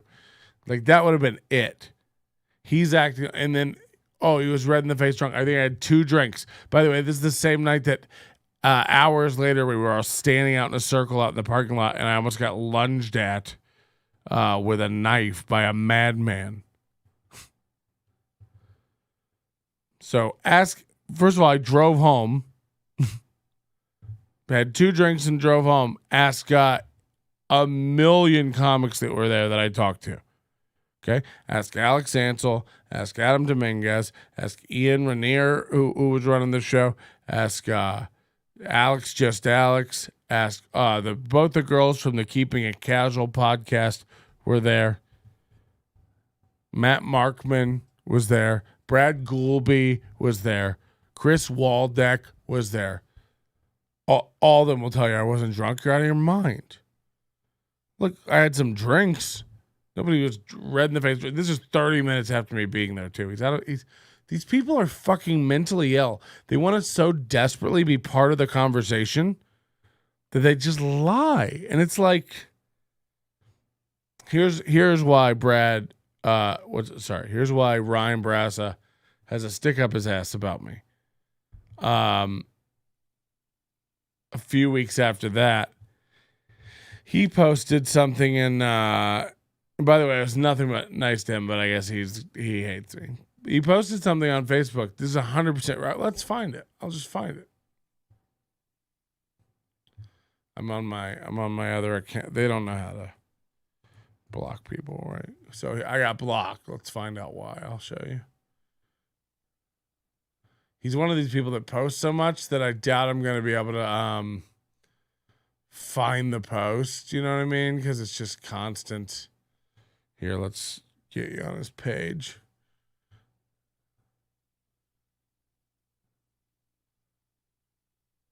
He does a lot of video game streaming. It's awful.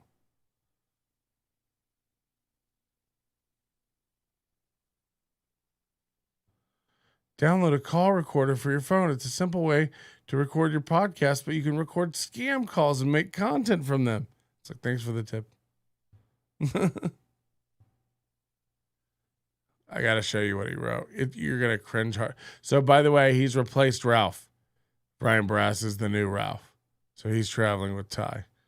Imagine if Ty looked anything like any of his photos. What is going on?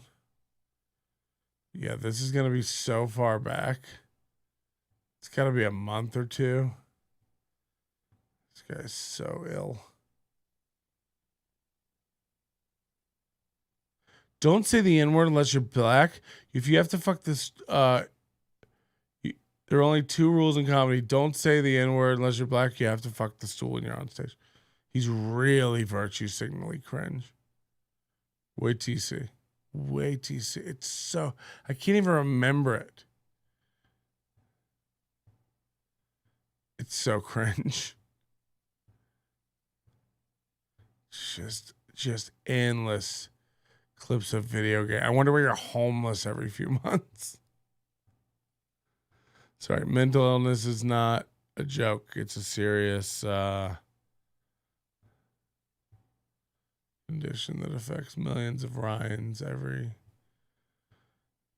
minute. Fuck, let me find this. God, have you ever seen so much shit? I did a bunch of shows with the Charizard. We're still in June? He does a lot of reflective selfies and it's just like a lot of what is going on. Just basic bitch kind of posts.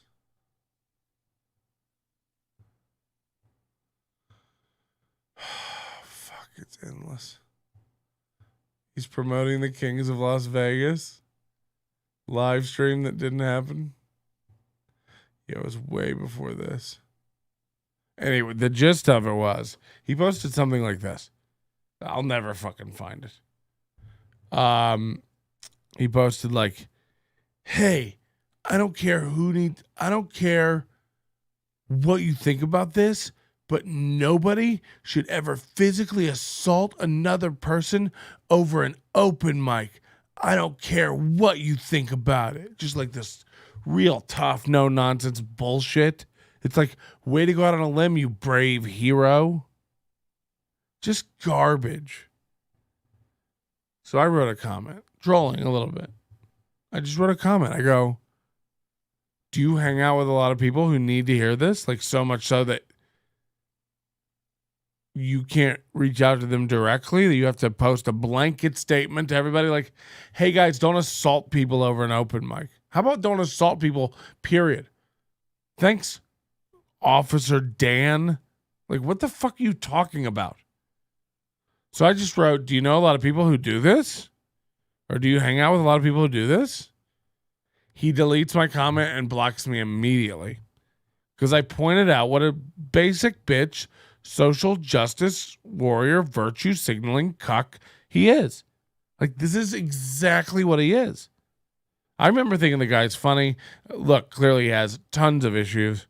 But, like, again, you're not doing yourself a favor being so deluded that you have no idea about reality anymore. You're just out of your mind, guys. Focus, man. Blocking everyone who disagrees with you is insane behavior. I'm in that club now, and a lot of people knew I would be, his right? His privilege is higher than yours, that's all. Because, white people, y'all got different levels on privileges. And his privilege is a little bit higher. You need to get that privilege. You can't. You got to get higher. Like, I got some white privilege. He talked about me for an hour almost. I think we're going to wrap this up in half an hour. We'll spend half the time. And hopefully we've been twice as clear. We don't give a fuck what you think. And I hope you know this. When I see you in the bar, we don't have to wait. We don't have to do nothing, man. Because that's where I'll see you. I'll see you in the open mic. Don't even worry about that. I doubt you'd ever be on a show that I'm booked on, and maybe you think I won't get booked. Well, yeah, nobody's not saying that fucking dude doing mics. We're also for me. I even stated I do mics. I go to mics. I'm always trying to grow my fucking craft, man. I'm just real open mic. You guys watch me. I'm coming, man. I'm coming. You doing that open mic on your bus? Oh, and over to the right we have the Grand Canyon, and to the left we have. I make $500 a day on that bus, man. Look at the way that mountain just glistening at 120 heat. Oh my God! And I hope to make that in comedy someday. And I've got the bus down to just a couple days because it's $500 a day. So go ahead and shit on it if you want, man. $500 a day? Pretty much. I think I make $500 a day. Pretty much. It's tips. It's tips, man. It's fucking, and I make good tips. I'm a dancer. That's tips, dude. That's not how much the bus pays me. That's fucking tips because I'm damn good on a microphone. And I'm going to do it on stage, too. I wonder how much of this he'll watch. You think he's going to say he didn't watch any of it? All I know is when you he's going to say I don't know. Yeah, I know how to search in Facebook, but I don't remember a word to search for. Like, I can't remember exactly what happened. I'm just giving you the gist, idiot. We're way past that now. So good timely comment. I'll slit everybody's fucking throats. You ever did this with the devil in the daylight? You sucked on both of them, but we ain't some shit. We on video, so you did great as fuck. You was fantastic. So the first time I did it, I did so bad they wanted to give me another chance and have me come back and do it again the second. I gave you another chance. That's my nigga right there, so I gave that nigga 2 times to do it. I you know what I'm saying? My niggas I do that for. The other motherfuckers like BG, they don't get that. Have we made it clear? Have I made it clear where I stand here? I wasn't gonna say anything, but like I said fuck it because there's a bunch of people I hang out with that have been trash talked by this has-been that never was, and he's just like, it's like, dude, you need to fucking chill, man, because nobody gives a fuck about you either. As much as you think you don't give a fuck about it, guess what? I'll be on to something else tomorrow. I told you that. Remember I told you that on the phone? Yeah, that's not great. He was like, he goes, let me tell you something. If without you, I don't give a fuck. I'll blah, blah, blah. And I stopped him right there, calling his tracks, and I said, listen, motherfucker, my life is not dependent on you. This falls apart tomorrow, I'll be fucking good to go. And I proved that by quitting the show the next fucking day. And I was like, yeah, I'm done with you, dude. You don't talk to me like this. Nobody cuts my balls off, puts them in my pocket, and sends me packing. Nobody. Except for judges. Judges fucking do that in a heartbeat, too. They fucking do That's that. funny. Right? Like, You said he touched your balls? No, no. He said I went to That the is open funny. mic and they cut my balls Except off. judge. Nobody cuts me off. Except judges. I was on the toilet watching that motherfucker. I was like, look at this shit. How ironic. Nobody cares. Nobody cares about this. You think I'm in denial? Nobody cares about you. Nobody cares about this. Nobody gives a fuck about nothing, man. You get lucky. You make money, have fun. And you talk about me, like you're glorified open mics. Can't fucking wait for them. Anybody watching this, got a little bar, you want to pay me a few dollars, come show up and tell jokes, please make it a little worth my time. I'm all about life's adventure. And that's what Ty's not about. Ty's about making enemies. Ty's about separating himself, not fucking, not doing comedy the right way, if you ask me. We did have some unprofessional moments, I ain't gonna lie, on both parts. And I learned from that short time of the bad decision I made to try to go do a show with Ty Rivera. And I stand by it. I stand by what I'm saying right now, man. I don't think I've lied about anything. Have I come across as a bullshitter right now? Totally. Any of this come across as I'm making it up? Should I chime in? Because you say you ain't lying. So it's interesting to hear Ralph's side of it all. He paid all the money. Ty's pretty much lying about everything. Shocker. Ty stole his $1,200. So fucking. We had so much shit going wrong that first fucking time we tried. I shut it down and deleted it. Why you delete? That shit was dude, you know that was not good. Dude, there was like. They probably would have came after us. That's what I mean. Like, I was like, oh hell no, hell no. Yeah, it was some background, but still, that shit was solid. You should have edited that shit. You think I've said it? All right, we're gonna get out of here. This has been long enough. 4 hours. My brain needs a break, man. And I got so much stuff to post up and edit. And to that, it'll all be coming. The Overdose is going to get the second show I had a lot of friends from the other night. And I kept quiet because I didn't want to talk any trash. I fucking said nothing, man. I said, if you want to support the show, man, join the Overdose. It's the number one way to really give back, man. Pays my bills. So thank you guys so much. And then the World Series of Comedy, and you could buy something, buy a hat. Did anybody get bingo? Everybody just move on. Right? Let a dad know. Just an open mic, but I tell you what, I work fucking so hard at it, dude. I'm coming, I'm gonna start making shirts called "We Are Open Micers." We are open micers. Yeah, whatever, man. I'm looking to get fucking lucky, dude. I'm looking to work hard and get lucky, man, because that pretty much seems to be what it takes in comedy, and that's gonna keep fucking around, man. You got anything you want to say? Is this Beetlejuice from Stern? I didn't even say Brad Goldie. I said, yeah, I think that's it, man. All right, guys, let's get the fuck out of here, huh? What a long night of horse shit. Basically, it's the same shit. I really hope we move on from Ty stuff. Yeah, it's fucking crazy. Answer the door when I get there. Oh, shit. Please don't come over to my house right now. Everyone's asleep. All right. Thank you so much for hanging out.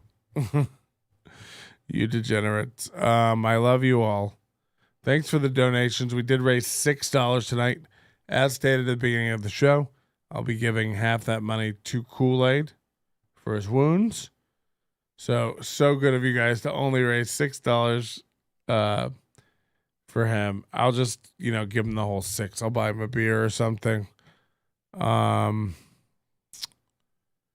Yeah, it's really sad. I've smoked too much weed. I have a headache. My dog needs to be walked. I'll see you guys on the next one, okay? I love you all. Bye. Good night. Please go do something with your lives, okay? I'm hungry. Does anybody want to bring me a Taco Bell? Your manner is most unbecoming of a gentleman. Would you be high on cigarettes? I don't know if the comedy hasn't hit them yet. They're full-blown retarded or just high on cigarettes. A question posed to stupid hoes who don't get it yet. Excuse me, miss. Are you high on cigarettes? I don't know if the comedy hasn't hit them yet. They're full-blown retarded or just high on cigarettes. All the laughter that you dig, boy, if you listen to the show, boy. Patrick Melton faces have you stacking an low point. It's the low point, not the reason. The reason is fucking gold. Gonna make the Taco Pony party be a party of soul. To make you vandalize a van with a pedal sticker so bold the family probably get arrested before they get down the road.